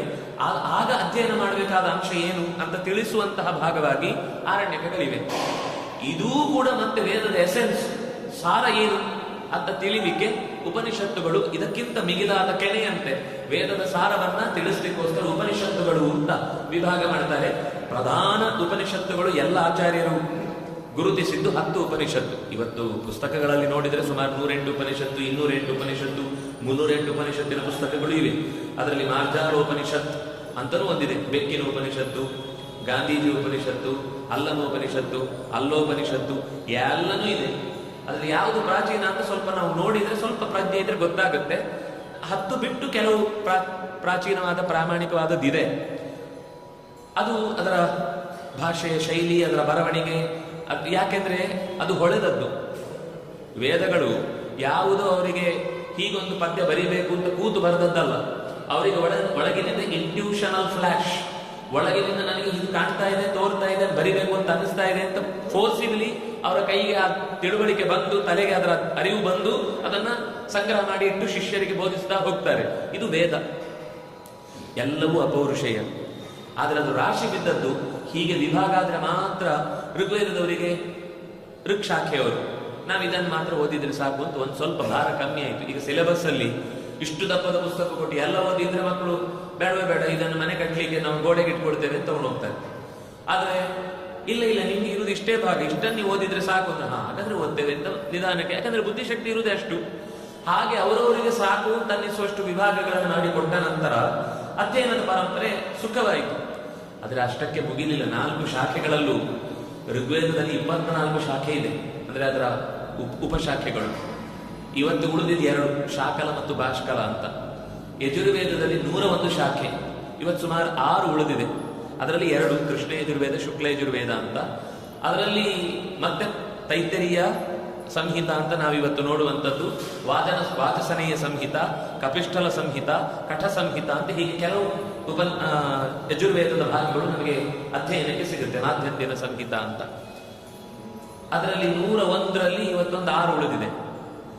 ಇನ್ನು ಸಾಮ, ಸಹಸ್ರವರ್ತ್ಮ ಸಾಮ. ಸಹಸ್ರವರ್ತ್ಮ ಅಂದ್ರೆ 1000 ದಾರಿ. 1000 ದಾರಿ ಅಂದ್ರೆ 1000 ರೀತಿಯಲ್ಲಿ ಸಾಮವೇದವನ್ನ ಹೇಳುವಂತಹ ಪ್ರತ್ಯೇಕವಾದ ಅಧ್ಯಯನ ಪರಂಪರೆ ಇತ್ತು ಹಿಂದೆ. ಅದರಲ್ಲಿ ಇವತ್ತೆಲ್ಲ ಹೋಗಿ ಒಂದು 3 ಉಳಿದಿದೆ, ರಾಣಾಯಣೀಯ, ಜೈಮಿನೀಯ, ಕೌತುಮ ಅಂತ. ರಥಾಂತರ ಅಂತ ಹೇಳ್ತಾರೆ, ಅದರ ಅಧ್ಯಯನ ಮಾಡೋರು ಯಾರು ಗೊತ್ತಿಲ್ಲ. ಆದ್ರೆ 1000ದಲ್ಲಿ ಉಳಿದದ್ದು 3. ಇನ್ನು ಕೊನೆಯದು ಅಥರ್ವ. ಅಥರ್ವದಲ್ಲಿ 12, ಅದು ಒಂದೇ. ಇವತ್ತು ಒಂದು ಟೆಕ್ಸ್ಟ್ ಏನಿದೆ ಅದೊಂದೇ ಆ ಶಾಖೆಯ ರೂಪದಲ್ಲಿ ಉಳ್ಕೊಂಡಿದೆ. ಅದರಿಂದಾಗಿ ಒಟ್ಟು 1137 ಶಾಖೆಯಲ್ಲಿ ಇವತ್ತು ಸುಮಾರು 2, 2, 6, 8, 8, 3, 11, 11, 1, 12 ಶಾಖೆ ಉಳಿದಿದೆ 137 ಶಾಖೆಗಳಲ್ಲಿ, 1137 ಶಾಖೆಗಳಲ್ಲಿ. ಇದು ವೇದವ್ಯಾಸರು ವಿಭಾಗ ಮಾಡಿ ಕೊಟ್ಟ ಮೇಲೂ ನಾವು ಉಳಿಸ್ಕೊಂಡಿದ್ದಿಷ್ಟೇ. ಅಂದ್ರೆ ಅಧ್ಯಯನದ ಪರಂಪರೆ ಅಷ್ಟು ಕ್ಷೀಣಿಸ್ತಾ ಬಂತು. ಇದು ವೇದಕ್ಕೆ ಸಂಬಂಧಪಟ್ಟಂತೆ. ಇದು ವೇದ ಹಾಗಾದ್ರೆ ಮಿಸ್ ಆಗಿದ್ರಲ್ಲಿ ಏನಾದ್ರೂ ಪ್ರಾಬ್ಲಮ್ ಇದೆಯಾ? ನಾವು ಏನನ್ನು ದೊಡ್ಡದನ್ನು ಕಳ್ಕೊಂಡು ಬಿಡ್ತೇವೆ ತತ್ವದ ವಿಷಯದಲ್ಲಿ. ಅಂದ್ರೆ ತಿಳ್ಕೊಳ್ಳಿಕ್ಕೆ ಎಷ್ಟು ತಿಳಿದ್ರೂ ಮುಗಿಯುವುದಿಲ್ಲ. ಆದ್ರೆ ಯಾವುದನ್ನ ತಿಳ್ಕೊಳ್ಳೇಬೇಕು ಅದೇನಾದ್ರೂ ಮಿಸ್ ಆಗಿದೆಯಾ ಅಂದ್ರೆ ಹಾಗೇನು ಮಿಸ್ ಆಗಿಲ್ಲ ಅಂತ ತಿಳಿಸ್ಲಿಕ್ಕೋಸ್ಕರ ವೇದವ್ಯಾಸರು ವೇದದ ಅಧ್ಯಯನದ ಸೌಕರ್ಯಕ್ಕೋಸ್ಕರ ಬ್ರಹ್ಮಸೂತ್ರಗಳು ಅಂತ ರಚನೆ ಮಾಡಿಕೊಟ್ರು. ಬ್ರಹ್ಮಸೂತ್ರ ಅಂತ 562, 564 ಅಂತ ಒಂದು ಪ್ರಭೇದ ಇದೆ. ತತ್ವ ಪ್ರದೀಪದ ಹಿನ್ನೆಲೆಯಲ್ಲಿ ನೋಡಿದಾಗ 562 ಸೂತ್ರಗಳಿಂದ ಕೂಡಿದ ಅಪೂರ್ವವಾದ ಒಂದು ಶಾಸ್ತ್ರ ಸಂಪತ್ತನ್ನು ನಮ್ಮ ಮುಂದೆ ಕೊಟ್ಟಿದ್ದಾರೆ. ಬಹುಶಃ ಈ ತರದ ಒಂದು ಪ್ರಯೋಗ ಬೇರೆ ಯಾವ ಸಾಹಿತ್ಯ ಈಗ ಇದೆ. ಗಣಿತದಲ್ಲಿ ಅನೇಕ ಸೂತ್ರಗಳು ಅಂತ ಹೇಳ್ತೇವೆ. ಒಂದು ಸೂತ್ರ ಇಟ್ಕೊಂಡ್ರೆ ಎಂತಹ ಲೆಕ್ಕಗಳನ್ನು ಕೂಡ ಪರಿಹಾರ ಮಾಡ್ಲಿಕ್ಕಾಗುತ್ತೆ. ಅದು ಸೂತ್ರದ ಲಕ್ಷಣ. ಅದನ್ನು ಶಾಸ್ತ್ರಕಾರರೇ ಹೇಳ್ತಾರೆ. ಅಲ್ಪಾಕ್ಷರಂ ಅಸಂದಿಗ್ಧಂ ಸಾರವತ್ ವಿಶ್ವತೋಮುಖಂ ಅಸ್ತೋಭಂ ಅನವದ್ಯಂಚ ಸೂತ್ರಂ ಸೂತ್ರವಿದೋ ವಿದು. ಸೂತ್ರ ಅಂದ್ರೆ ಕ್ರಿಸ್ಪ್ ಆಗಿ ಹೇಳುವುದು. ಅಷ್ಟರಲ್ಲಿ ನೀವು ಎಷ್ಟು ವಿಚಾರ ಮಾಡಿದ್ರೆ ಅದಕ್ಕೆ ಅರ್ಥ ಬರಬೇಕಲ್ಲಿ. ಅದರ ಲಕ್ಷಣ ಹೇಳ್ತಾರೆ. ಅಲ್ಪಾಕ್ಷರಂ ಅತ್ಯಂತ ಕಡಿಮೆ ಅಕ್ಷರಗಳಿರಬೇಕು. ಅಸಂದಿಗ್ಧಂ ಅದೇ ಕನ್ಫ್ಯೂಷನ್ ಮಾಡುವ ಹಾಗಿದ್ರೆ ಆ ಸೂತ್ರವೇ ಎಷ್ಟು. ಸೂತ್ರ ಹೊರಡುದು ಯಾಕೆ? ಸಮಸ್ಯೆಯನ್ನ ಸಾಲ್ವ್ ಮಾಡ್ಲಿಕ್ಕೆ. ಅದೇ ಸಮಸ್ಯೆಯಾಗಿ ಕೂತ್ರೆ ಸೂತ್ರ ಅಂತ ಹೋಯ್ತು. ಆದ್ರೆ ಅಲ್ಪಾಕ್ಷರ ಆದ್ರೆ ಅಸಂದಿಗ್ಧ, ಯಾವುದೇ ಸಂದೇಹ ಹುಟ್ಲಿಕ್ಕೆ ಅವಕಾಶ ಕೊಡಬಾರದು. ಅಂತಹ ರೀತಿಯಲ್ಲಿ ಸೂತ್ರದ ರಚನೆ ಆಗಬೇಕು. ಸಾರವತ್ ಅನೇಕ ವಿಷಯಗಳ ಸಂಗ್ರಹವನ್ನ ಸಾರವನ್ನ ಅದು ಸಂಗ್ರಹ ಮಾಡಿ ನಮ್ಮ ಮುಂದೆ ಇಡಬೇಕು. ಇನ್ನು ವಿಶ್ವತೋಮುಖ, ಎಷ್ಟು ಕಡೆಗಳಲ್ಲಿ ಈ ತರದ್ದೇ ಸಮಸ್ಯೆ ಬರುತ್ತೋ ಆಗ ಈ ಸೂತ್ರವನ್ನ ಹಿಡ್ಕೊಂಡ್ರೆ ಎಲ್ಲಾ ಕಡೆ ಸಮಸ್ಯೆ ಪರಿಹಾರ ಆಗ್ಬೇಕು. ಅಭಿಮಾನಿ ವ್ಯಪದೇಶಸ್ತು ವಿಶೇಷಾನುಗತಿಭ್ಯಾಂ ಅಂತ ಒಂದು ಸೂತ್ರ ಇದೆ. ವೇದಗಳಲ್ಲಿ ಇದರ ಅಭಿಪ್ರಾಯ ಏನಂದ್ರೆ, ಮಂತ್ರಗಳಲ್ಲಿ ಕೆಲವೊಂದು ಸರ್ತಿ ಮಣ್ಣು ಮಾತಾಡಿತು, ನೀರು ಮಾತಾಡಿತು ಅಂತೆಲ್ಲ ಆಪೋ ಅಬ್ರುವನ್ ಮೃದಬ್ರವೀತ್ ಅಂತ ಮಾತು ಬರುತ್ತೆ. ವಿದೇಶಿಯರು ತಮಾಷೆ ಮಾಡಿದ್ರು. ಅದಕ್ಕೆ ನಾವು ಭಾರತೀಯರಿಗೆ ದಡ್ರು ಅಂದ್ರೆ ಪರಮ ದಡ್ರು, ಅವ್ರಿಗೆ ಎಂಥದ್ದು ಗೊತ್ತಿಲ್ಲ. ಮಣ್ಣು ಯಾವತ್ತಾದ್ರೂ ಮಾತಾಡ್ತಾರ? ಮಕ್ಕಳ ಹತ್ರ ಕೇಳಿದ್ರು, ಅಯ್ಯೋ ಮಕ್ಕಳೇ ನೀವು ಹೇಳಿ ಮಣ್ಣು ಮಾತಾಡುತ್ತಾ? ಇಲ್ಲ ನೋಡಿ, ಮಕ್ಕಳಿಗೆ ಅರ್ಥ ಆಗುತ್ತೆ. ಈ ದೊಡ್ಡ ಋಷಿಗಳು ಅಂತ ಅನ್ಸ್ಕೊಂಡವ್ರಿಗೆ ಯಾರಿಗೂ ಗೊತ್ತಿಲ್ಲ. ಅವ್ರು ಮಣ್ಣು ಮಾತಾಡಿತು ನೀರು ಮಾತಾಡಿತು ಅಂತ ಮಾತಾಡ್ತಾರೆ. ಅದಕ್ಕೆ ವೇದವ್ಯಾಸರು ರಚನೆ ಮಾಡಿಕೊಟ್ರು. ಅಲ್ಲಿ ಆ ಶಬ್ದಗಳನ್ನ ಪ್ರಯೋಗ ಮಾಡಿದ್ರೆ ಆ ವಸ್ತು ಮಾತಾಡಿತು ಅಂತ ಅರ್ಥ ಅಲ್ಲ, ಆ ವಸ್ತುವನ್ನ ನಿಯಂತ್ರಿಸುವ ದೇವತಾ ಶಕ್ತಿ ಮಾತಾಡಿತು ಅಂತ ಅದಕ್ಕರ್ಥ. ಅಭಿಮಾನಿ ವ್ಯಪದೇಶಸ್ತು, ಅಭಿಮಾನಿಯ ವ್ಯಪದೇಶದಿಂದಾಗಿ ಆ ಮಾತು ಬಂದದ್ದು ಹೊರತು ಅದಕ್ಕನುಗುಣವಾಗಿ ಅಲ್ಲೇನೋ ಒಂದು ವಿಶೇಷ ಹೇಳಲಿಕ್ಕಿದೆ, ಅದಕ್ಕೋಸ್ಕರ ಅವರು ಮಣ್ಣು ಮಾತಾಡಿತು ಅನ್ನೋ ರೀತಿಯಲ್ಲಿ ಶಬ್ದ ಹೇಳ್ತಾರೆ. ಈಗ ಮಣ್ಣು ಮಾತಾಡಿತು ಅಂದ್ರೆ ಮಣ್ಣಿನ ದೇವತೆ ಧರ, ಭೂಮಿ ಮಾತಾಡಿದ್ಲು ಅಂತ ಅರ್ಥ. ಆಪೋ ಅಬ್ರುವನ್ ನೀರು ಮಾತಾಡಿತು ಅಂದ್ರೆ ನೀರಿಗೆ ಅಬ್ದೇವತೆಗಳು, ನೀರಿನ ತೀರ್ಥಾಭಿಮಾನಿ ದೇವತೆಗಳಿದ್ದಾರೆ, ಅವರು ಮಾತಾಡಿದ್ರು ಅಂತ ಅರ್ಥ. ಅಲ್ಲ, ಇದು ಹೀಗೆ ಯಾರಾದ್ರೂ ಹೇಳ್ತಾರೆ? ನೀವು ಸುಮ್ಮನೆ ನಿಮ್ಗೊಂದು ಬೇಕಾದಾಗ ಹೇಳ್ತೀರಿ ಅಂದ್ರೆ ಇಲ್ಲ. ತರಗತಿಯಲ್ಲಿ ಪಾಠ ಆಗ್ತಾ ಇರುತ್ತೆ, ಅಧ್ಯಾಪಕರು ಪಾಠ ಮಾಡ್ತಾ ಇರ್ಬೇಕಾದ್ರೆ ಬೋರ್ಡ್ ಕಡೆ ತಿರುಗಿ ಗೀಚುವಾಗ ಜೋರು ಶಬ್ದ ಆಗುತ್ತೆ. ತಿರುಗಿ ನೋಡ್ತಾರೆ, ಅಷ್ಟೊತ್ತಿಗೆ ಎಲ್ಲ ಸುಮ್ಮನಾಗಿರ್ತಾರೆ. ಮತ್ತೆ ಬರೀಲಿಕ್ಕೆ ಅಂತ ಹೋಗ್ತಾರೆ, ಮತ್ತೆ ಶಬ್ದ ಶುರುವಾಗುತ್ತೆ. ಆಗ ಅಧ್ಯಾಪಕ ಹೇಳ್ತಾರೆ, ಏನು ಕೊನೆ ಬೆಂಚ್ ಜೋರು ಗಲಾಟೆ ಮಾಡ್ತಿದೆ ಅಂತ ಹೇಳ್ತಾರೆ. ಆಗ ಮಕ್ಕಳು, ಸಾರ್ ಕೊನೆ ಬೆಂಚ್ ಗಲಾಟೆ ಮಾಡಲ್ಲ, ನಾವು ಮಾಡಿದ್ದು ಅಂತ ಹೇಳ್ತಾರ. ಅವ್ರಿಗೆ ಅರ್ಥ ಆಗ್ತಾರೆ, ಸುಮ್ಮನಾಗ್ತಾರೆ. ಅಲ್ಲ, ಬೆಂಚು ಮಾತಾಡಿತು ಅಂತ ಹೇಳಿದ್ದಲ್ವಾ? ನಿಮ್ಮ ಪ್ರಕಾರ ತಪ್ಪಲ್ವಾ? ಬೆಂಚು ಮಾತಾಡುತ್ತಾ? ಮಕ್ಕಳಿಗೆ ಅರ್ಥ ಆಯ್ತು, ನಿಮ್ಗೆ ಯಾಕೆ ಅರ್ಥ ಆಗ್ಲಿಲ್ಲ? ನೀವು ಆಗಲೇ ಹಾಗೆ ಹೇಳ್ತಲ್ವ, ಮಣ್ಣು ಮಾತಾಡಿತು. ಮಕ್ಕಳೇ ಹೇಳ್ತಾರೆ, ಏನು ಮಣ್ಣು ಮಾತಾಡಲ್ಲ, ಇದು ಕೂಡ ಮಕ್ಕಳಿಗೆ ಅರ್ಥ ಆಗಿದ್ದಲ್ವಾ? ಕೊನೆ ಬೆಂಚು ಮಾತಾಡಿತು ಅಂದ್ರೆ ಕೊನೆ ಬೆಂಚು ಮೇಲೆ ಕೂತ ಮಕ್ಕಳು ಮಾತಾಡಿದ್ರು ಅಂತಾನೆ ಅರ್ಥ. ಅದನ್ನು ಬೇರೆಯವರು ಬಿಡಿಸಿ ಮತ್ತೆ ಹೇಳಬೇಕಾಗಿಲ್ಲ. ಇಷ್ಟು ಸರಳವಾಗಿ ಭಾಷೆಯನ್ನು ಹೇಗೆ ಬಳಸಿಕೊಳ್ಬೇಕು ಅನ್ನೋದನ್ನು ತೋರಿಸ್ಲಿಕ್ಕೆ ವೇದಗಳು ತುಂಬಾ ಪೊಯೆಟಿಕ್ ಆಗಿರುವಂಥದ್ದು. ಕೇವಲ ಅದೊಂದು ಅಧ್ಯಾತ್ಮವನ್ನು ಮಾತ್ರ ತಿಳಿಸ್ಲಿಕ್ಕಿರುವಂತಹದ್ದಲ್ಲ, ಅದರ ಜೊತೆಗೆ ಭಾಷೆಯನ್ನು ಎಷ್ಟು ಚೆನ್ನಾಗಿ ದುಡಿಸಿಕೊಳ್ಬಹುದು ಅನ್ನೋದು ಕೂಡ ಅವರ ಆ ಅಧ್ಯಾತ್ಮದ ತುದಿಯಲ್ಲಿ ಇರುವಾಗಲೂ ಅವರ ಕಾವ್ಯದ ಮರೆತು ಕಣ್ಣು ಮುಚ್ಚಿ ಕೂತಿರ್ಲಿಲ್ಲ. ಅದನ್ನ ತಿಳಿಸ್ಲಿಕ್ಕೋಸ್ಕರ ಅವ್ರು ಹಾಗೆ ಮಾತಾಡ್ತಾರೆ ಅನ್ನೋದನ್ನ ನಾವು ಸೂತ್ರದ ಮೂಲಕ ವೇದವ್ಯಾಸರು ಕೊಟ್ಟ ಮೇಲೆ, ಓ ಹೌದಲ್ವ, ಇದು ಲೋಕದಲ್ಲಿ ನಾವು ಬಳಸ್ತೇವೆ, ವೇದದಲ್ಲಿ ಬಳಸಿದ್ರೆ ಮಾತ್ರ ಇದೆಲ್ಲ ಅಡಗುಲಿಜಿ ಕತೆ ಅನ್ಸುತ್ತೆ, ಶಾಸ್ತ್ರದಲ್ಲಿ ಹೇಳಿದ್ರೆ ಇದೆಲ್ಲ ತಪ್ಪು ಅಂತ ಅನ್ಸುತ್ತೆ, ನಾವು ಸಾಮಾನ್ಯವಾಗಿ ಲೋಕದಲ್ಲಿ ಮಾತಾಡಿದಾಗ ಏನು ಅನ್ನಲ್ಲ. ಇವತ್ತು ಕಟ್ಟಿಗೆ ತುಂಬಾ ಚೆನ್ನಾಗಿ ಅಡಿಗೆ ಮಾಡಿದ್ದು ಅಂದ್ರೆ ಒಣಗಿದ್ದು ಅಂತ ಅರ್ಥ. ಅದನ್ನು ಹೇಳುದಿಲ್ಲ. ಇವತ್ತು ಅಡಿಗೆಯನ್ನು ಚೆನ್ನಾಗಿ ಮಾಡಿದ ಅಂತ ಹೇಳೋದ್ರಲ್ಲಿ ಒಳ್ಳೆ ಅಂಶ, ಅದು ಹೇಳಲೇಬೇಕು. ಆಗ ಅಡಿಗೆ ಹೇಳ್ತಾರೆ, ನಾನಲ್ಲರಿ ಇವತ್ತು ಅಡಿಗೆ ಮಾಡಿದ್ದು, ಈ ಕಟ್ಟಿಗೆ ಚೆನ್ನಾಗಿ ಉರಿಯಿದ್ದಾದ್ರಿಂದಾಗಿ ಇವತ್ತು ಅಡಿಗೆ ಆಯಿತು. ಆ ಕಟ್ಟಿಗೆ ಅಡಿಗೆ ಮಾಡುತ್ತಾ? ಅಂದ್ರೆ ಕಟ್ಟಿಗೆಯಲ್ಲಿ ಅಡಿಗೆ ಮಾಡಲಿಕ್ಕೆ ಬೇಕಾಗುವ ಒಣಗಿದ ಧರ್ಮ ಇತ್ತು ಅನ್ನೋದನ್ನು ಹೇಳುವ ರೀತಿ. ಇದು ನಮಗೆ ಲೋಕದಲ್ಲಿ ಅರ್ಥ ಆಗುತ್ತೆ, ಆದರೆ ಶಾಸ್ತ್ರದಲ್ಲಿ ಬಂದಾಗ ಅರ್ಥ ಆಗುದಿಲ್ಲ. ಅದರಿಂದ ನೀವು ಅದರ ಗತಿ ಏನು, ಅದರ ಹಿನ್ನೆಲೆ ಏನು ಅಂತ ತಿಳ್ಕೊಂಡು ವೇದಗಳಿಗೆ ಅರ್ಥ ಹಚ್ಚಬೇಕು ಅನ್ನೋದಕ್ಕೋಸ್ಕರ ಸೂತ್ರಗಳನ್ನು ರಚನೆ ಮಾಡಿಕೊಟ್ರು. ಒಂದು ಸೂತ್ರ ಅಂತ ಬಂದಾಗ ಅದರ ಒಟ್ಟು ಸಮಸ್ಯೆ ಹೇಗಿರುತ್ತೆ? ಒಟ್ಟು 5 ಅಂಶ ಇರಬೇಕಾಗತ್ತೆ ಒಂದು ವಿಷಯವನ್ನು ಚರ್ಚೆ ಮಾಡುವಾಗ. ವಿಷಯೋ ವಿಷ ಅಂದ್ರೆ ಶಕಾರ, ಮೂರ್ಧನ್ಯ ಶಕಾರ, ಷಣ್ಮುಖ ಶಕಾರ. ವಿಷಯೋ ವಿಷಯಶ್ಚೈವ ಪೂರ್ವಪಕ್ಷ ತಥೋತ್ತರಂ ಪ್ರಯೋಜನಂತ ಪಂಚಯಿತಾಂ. ಇದು ಇಷ್ಟು ಇದ್ರೆ ಒಂದು ವಿಷಯವನ್ನು ಚರ್ಚೆ ಮಾಡ್ಲಿಕ್ಕೆ ಒಂದು ಅಧಿಕರಣ, ಇದಿಷ್ಟು ವಿಷಯಗಳಿದ್ರೆ ಒಂದು ಚರ್ಚೆ ಆಗುತ್ತೆ. ವೇದಗಳಲ್ಲಿ ಏನು ಹೇಳುತ್ತೆ ಅನ್ನೋದನ್ನು ತಿಳಿಲಿಕ್ಕೆ ಸೂತ್ರಗಳು ನಮಗೊಂದು ಅಧಿಕರಣ ಹಾಕಿಕೊಟ್ಟು ಈ ಮೂಲಕ ಈ ವಿಷಯವನ್ನು ನಿರ್ಧಾರ ಮಾಡಿ ಅಂತ ಹೇಳುತ್ತೆ. ಏನಿರುತ್ತೆ? ಮೊದಲು ಒಂದು ವಿಷಯ ಅಂದ್ರೆ ಯಾವ ವಸ್ತುವಿನ ಬಗ್ಗೆ ನಾವು ಚರ್ಚೆ ಮಾಡ್ಲಿಕ್ಕಿದ್ದೇವೋ ಅದು. ಈಗ ಪ್ರತೀಕವನ್ನೇ ನಾವು ಪೂಜೆ ಮಾಡ್ತೇವೆ ಅಂತ ಇಟ್ಕೊಳ್ಳಿ. ಹಾಗಾದ್ರೆ ಹೇಳುತ್ತೆ, ನ ಪ್ರತೀಕೇನ ಹಿ ಸಹ, ಪ್ರತೀಕದಲ್ಲಿ ಪೂಜೆ ಮಾಡುವಂಥದ್ದಲ್ಲ, ಪ್ರತೀಕವನ್ನು ಪೂಜೆ ಮಾಡುವನು ನರಕಕ್ಕೆ ಹೋಗ್ಲಿ. ಶಾಸ್ತ್ರವೇ ಹೇಳುತ್ತೆ, ಹಿಂದೂ ಧರ್ಮವೇ ಹೇಳುವ ಮಾತಿದು, ಬೇರೆ ಯಾರು ಹೇಳಿದ್ದಲ್ಲ. ಪ್ರತೀಕವನ್ನೇ ದೇವರನ್ನಾಗಿ ಪೂಜಿಸಿದ್ರೆ ಅವನು ನರಕಕ್ಕೆ ಹೋಗ್ತಾನೆ. ಅಂದ್ರೆ ಈ ಪ್ರತಿಮಾ ವಿಷಯದ ಪೂಜೆ ಅನ್ನೋದು ವಿಷಯ. ಪ್ರತಿಮೆ ದೇವರು ಅಲ್ವೋ, ಪ್ರತಿಮೆ ಪೂಜೆ ತಪ್ಪೋ ಸರಿಯೋ, ಇದು ಸಂದೇಹ. ಈ ಸಂದೇಹಕ್ಕೆ ಪೂರ್ವ ಪಕ್ಷದಲ್ಲಿ ಹೇಳ್ತಾರೆ ಪ್ರತಿಮಾ ಪೂಜೆ ಅನ್ನುವುದು ಅಬದ್ಧ. ಅದಕ್ಕೆ ಅವರು ಹೇಳ್ತಾರೆ, ನಾವು ಹೇಳ್ತೇವೆ ಅದು ಅಬದ್ಧವೇ. ಹಾಗಾದ್ರೆ ವೇದದಲ್ಲಿ ನೀವೇ ಹೇಳಿದ್ದೀರಿ ಪ್ರತಿಮೆಯಲ್ಲಿ ಇಷ್ಟರಲ್ಲಿ ಯಾಕೆ ದೇವಸ್ಥಾನದಲ್ಲಿ ಪೂಜೆ ಮಾಡ್ತೀರಿ, ನಿಮ್ಮ ಶಾಸ್ತ್ರದಲ್ಲಿ ಪೂಜೆ ಮಾಡಿ ಅಂತ ಹೇಳಿದ್ದೀರಿ. ಆಮೇಲೆ ನೀವು ಹೇಳ್ತೀರಿ ನಮ್ಮ ಶಾಸ್ತ್ರದಲ್ಲಿ ಪ್ರತಿಮೆಯನ್ನು ಪೂಜೆ ಮಾಡ್ಲಿಕ್ಕೆ ಹೇಳಿಲ್ಲ ಅಂತ ನಮ್ಮ ಹತ್ರ ಆಕ್ಷೇಪ ಮಾಡುವುದನ್ನು ತಪ್ಪಿಸಿಕೊಳ್ಳಿಕ್ಕೆ ಮತ್ತೊಂದು ತಪ್ಪಿಸುವ ಉತ್ತರ ಕೊಡ್ತಾ ಇದ್ದೀರಿ. ಸ್ವಲ್ಪ ತಾಳ್ಮೆ. ಪ್ರತೀಕವೇ ದೇವರಲ್ಲ ಅಂತ ಹೇಳಿದ್ದು ಹೊರತು ಪ್ರತೀಕದಲ್ಲಿ ದೇವರಿಲ್ಲ ಅಂತ ಹೇಳಿಲ್ಲ. ಅಲ್ಲಕ್ಕೂ ಇಲ್ಲಕ್ಕೂ ವ್ಯತ್ಯಾಸ ಇಲ್ವಾ? ಅಲ್ಲ ಅಂದ್ರೆ ವಸ್ತುವಲ್ಲ ಅಂತ, ಇಲ್ಲ ಅಂದ್ರೆ ಅಲ್ಲಿಲ್ಲ ಅಂತ ಅರ್ಥ. ಪ್ರತೀಕದಲ್ಲಿ ದೇವರಿಲ್ಲ ಅಂತ ಹೇಳಿಲ್ಲ, ಪ್ರತೀಕದಲ್ಲಿ ದೇವರಿದ್ದಾನೆ. ಈಗ ನೋಡಿ, ಶಾಲೆಯಲ್ಲಿ ಮಾಸ್ಟರ್ ಪಾಠ ಮಾಡ್ತಿರ್ತಾರೆ, ಒಂದು ಸಿಂಹದ ಚಿತ್ರವನ್ನು ತೋರಿಸ್ತಾರೆ. ನೋಡಿ ಇದು ಸಿಂಹ. ಯಾವ ಮಕ್ಕಳು ಕೂಡ ಎದ್ದು ಅದ್ಯಾಕೆ ಗರ್ಜನೆ ಮಾಡುವುದಿಲ್ಲ ಅಂತ ಕೇಳುವುದಿಲ್ಲ, ಅದ್ಯಾಕೆ ಬಾಲ ಅಲ್ಲಾಡಿಸ್ತಾ ಇಲ್ಲ ಅಂತ ಕೇಳುವುದಿಲ್ಲ, ಅದರ ಹಲ್ಲಿ ಯಾಕೆ ಕಾಣಿಸ್ತಿಲ್ಲ ಅಂತ ಕೇಳುವುದಿಲ್ಲ. ಯಾಕೆಂದ್ರೆ ಅದು ಚಿತ್ರ ಅಂತ ಅವನಿಗೂ ಗೊತ್ತಿದೆ. ಈ ಚಿತ್ರದ ಹಾಗೆ ಎಲ್ಲಿಯಾದ್ರೂ ನಾವು ಹೊರಗಡೆಯಿಂದ ಸಿಂಹವನ್ನು ಕಂಡ್ರೆ ಗುರುತಿಸ್ಲಿಕ್ಕೆ ಇದು ಒಂದು ನಮಗೆ ಮಾಧ್ಯಮ. ಹಾಗೆ ದೇವರೇ ಪ್ರತೀಕ ಅಂತ ಹೇಳಿಲ್ಲ. ಶಾಸ್ತ್ರಕಾರರು ಏನು ಹೇಳಿದ್ರು ಅಂದ್ರೆ, ದೇವರು ಅಂದ್ರೆ ಹೇಗಿರ್ತಾರೆ ಅಂತ ನಮಗೆ ಅಕಸ್ಮಾತ್ ಎದುರುಗಡೆ ಬಂದು ನಿಂತ್ರೆ ಆಗ ಅವನನ್ನು ಪರಿಚಯ ಮಾಡಿಕೊಳ್ಳಿಕ್ಕೆ ಒಂದು ಸ್ವಲ್ಪ ಆದ್ರೂ ಪೂರ್ವ ಸಿದ್ಧತೆ ಬೇಕಲ್ವಾ? ಅದಕ್ಕೋಸ್ಕರ ಪ್ರತೀಕವನ್ನು ತೋರಿಸಿ ಹೇಳಿದ್ರು, ನಿನ್ನ ಹಾಗೆ 2 ಕಣ್ಣು ಮೂಗು ಬಾಯಿ ಇದ್ದ ಹಾಗೇನೆ ಭಗವಂತ ಕಾಣಿಸಿಕೊಳ್ತಾನೆ. ಆದ್ರೆ ಆ ಪ್ರತೀಕವೇ ದೇವರಲ್ಲ, ಪ್ರತೀಕದಲ್ಲಿ ದೇವರು. ನ ಪ್ರತೀಕೆ ನಹಿ ಸಹ, ಪ್ರತೀಕದಲ್ಲಿ ಅವನಿರ್ತಾನೆ ಹೊರತು ಪ್ರತೀಕವೇ ಅವನಲ್ಲ. ಅದರಿಂದಾಗಿ ಐಡಲ್ ವರ್ಷಿಪ್ ಮಾಡೋರು ಗೋ ಟು ಹೆಲ್ ಅಂತ ಹೇಳಿದ್ರೆ ನಾವು ಒಪ್ಕೊಳ್ತೇವೆ. ಭಾರತೀಯರನ್ನು ತಮಾಷೆ ಮಾಡಿದೆ ಈ ವಿಷಯದಲ್ಲಿ.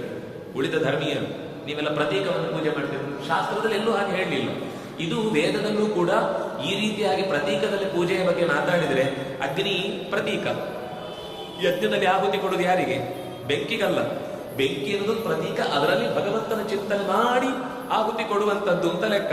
ಹೀಗೆ ಸೂತ್ರಗಳ ಮೂಲಕ ವೇದದಲ್ಲಿ ಏನು ಹೇಳಿದ್ದಾರೆ ಅಂತ ಬಿಡಿಸಿ 562 ಸೂತ್ರಗಳಲ್ಲಿ ಕೊಟ್ಟ ಅಪೂರ್ವವಾದ ಚಿಂತನೆಗಳನ್ನು ನಮ್ಮ ಇವತ್ತಿನ ಅಧ್ಯಯನ ಪರಂಪರೆ ಮರ್ತೇ ಬಿಡ್ತಾ ಇದೆ.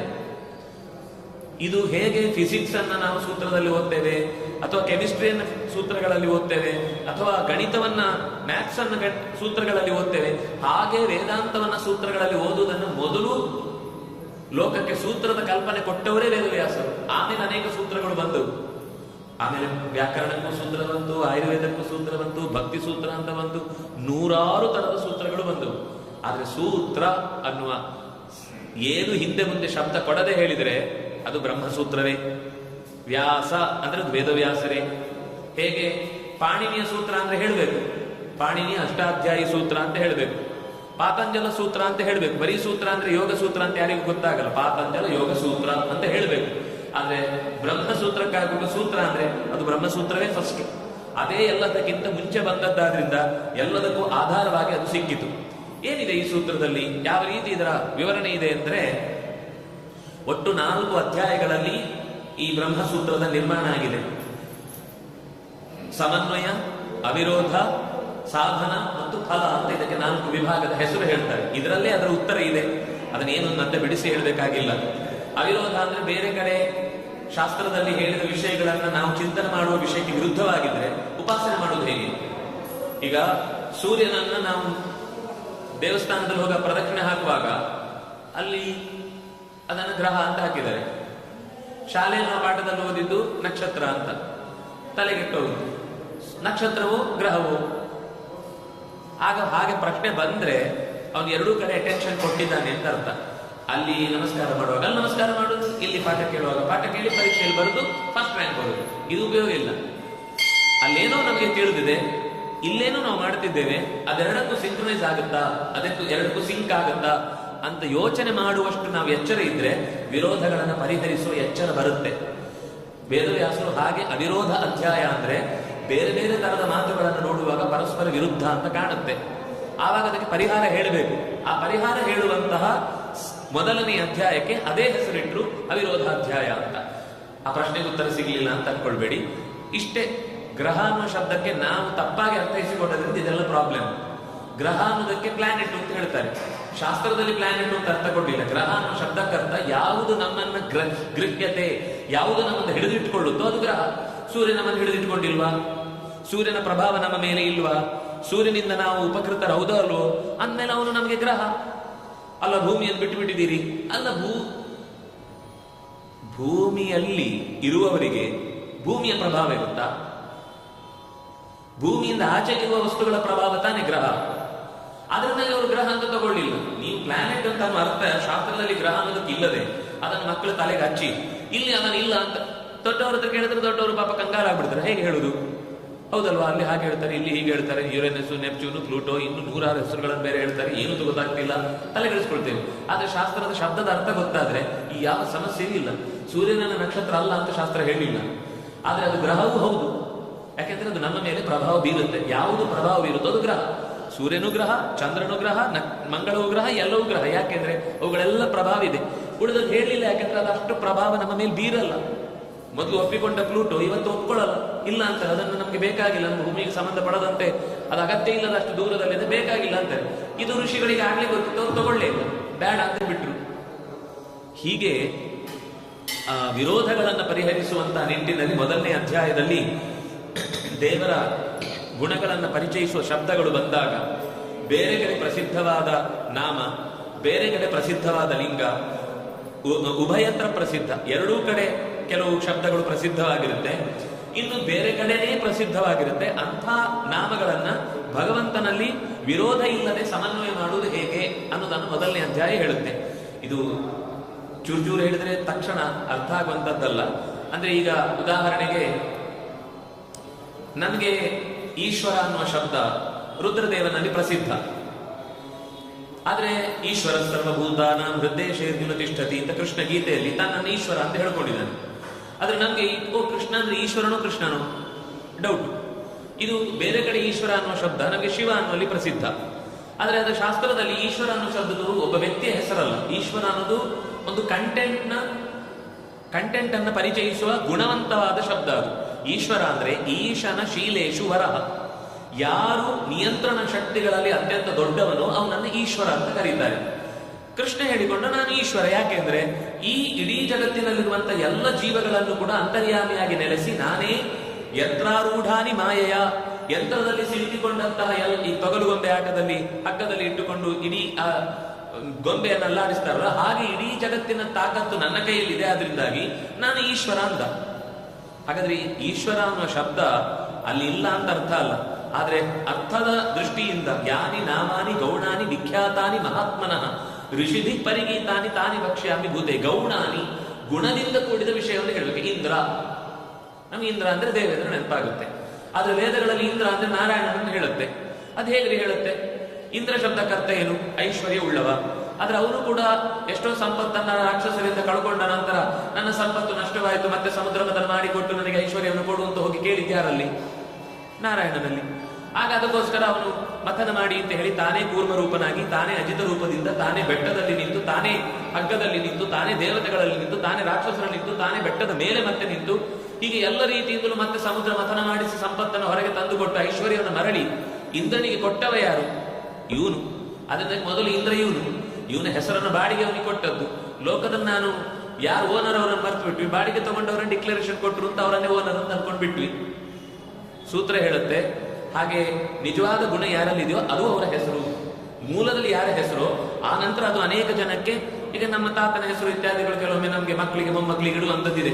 ಆದ್ರೆ ಮೂಲದಲ್ಲಿ ಆ ಹೆಸರಿನಿಂದಾಗಿ ನಮ್ಗೆ ಆ ವಂಶಕ್ಕೆ ಹೆಸರು ಬಂತು ಅಂತ ನಾವು ನೆನಪಿಸ್ಕೊಳ್ತೇವೆ ಇಲ್ವೋ? ಅದು ನಮ್ಮ ಹೆಸರಲ್ಲೂ ಬರುತ್ತೆ. ಅದು ನಮ್ಮ ಹೆಸರಲ್ಲ. ಕೆಲವರಿಗೆ ಇರುತ್ತೆ, ಒಂದೊಂದು ಹೆಸರು ಇರುತ್ತೆ. ವಾಜಪೇಯಿ ಅಂತಿರುತ್ತೆ. ಅವರ ಪೂರ್ವಜರು ಯಾರೋ ವಾಜಪೇಯಿ ಅನ್ನೋದು ದೊಡ್ಡ ಯಾಗ, ಅವರ ಪೂರ್ವಜರು ಯಾರೋ ದೊಡ್ಡವರು ಮಾಡಿರ್ತಾರೆ. ಅದ್ರ ಪರಂಪರೆಯಲ್ಲಿ ಎಲ್ಲರಿಗೂ ಆ ಹೆಸರು ಬಂದಿರುತ್ತೆ. ಅದರ ಅರ್ಥ ವ್ಯಕ್ತಿ ಮೂಲದಲ್ಲಿ ಒಬ್ಬ ಯಜ್ಞ ಮಾಡಿದವನು ಇದ್ದಾನೆ, ಅವನ ಹೆಸರು ಅದು, ನಿಜವಾಗಿ ಅವನಿಗೆ ಬಂದ ಹೆಸರು. ಅದರ ಪರಂಪರೆಯಿಂದ ಆ ಪರಂಪರೆಯಲ್ಲಿ ಬಂದಿದ್ದಾರೆ ಅನ್ನೋದಕ್ಕೋಸ್ಕರ ಅವರಿಗೂ ಆ ಹೆಸರು ಬರ್ತಾ ಹೋಗುತ್ತೆ. ಹಾಗೆ ನಾಮಗಳು ಎಲ್ಲೆಲ್ಲಿ ಬರುತ್ತೆ, ಹೇಗೆ ಬರುತ್ತೆ ಅನ್ನೋದನ್ನ ಚಿಂತಿಸ್ಲಿಕ್ಕೆ ವಿರೋಧ ಇಲ್ಲ. ಎಲ್ಲ ನಾಮಗಳು ಅವನನ್ನೇ ಹೇಳುತ್ತೆ ಅನ್ನೋದನ್ನು ತಿಳಿಸ್ಲಿಕ್ಕೆ ಸಮನ್ವಯಾಧ್ಯಾಯವನ್ನು ಹೇಳುತ್ತೆ.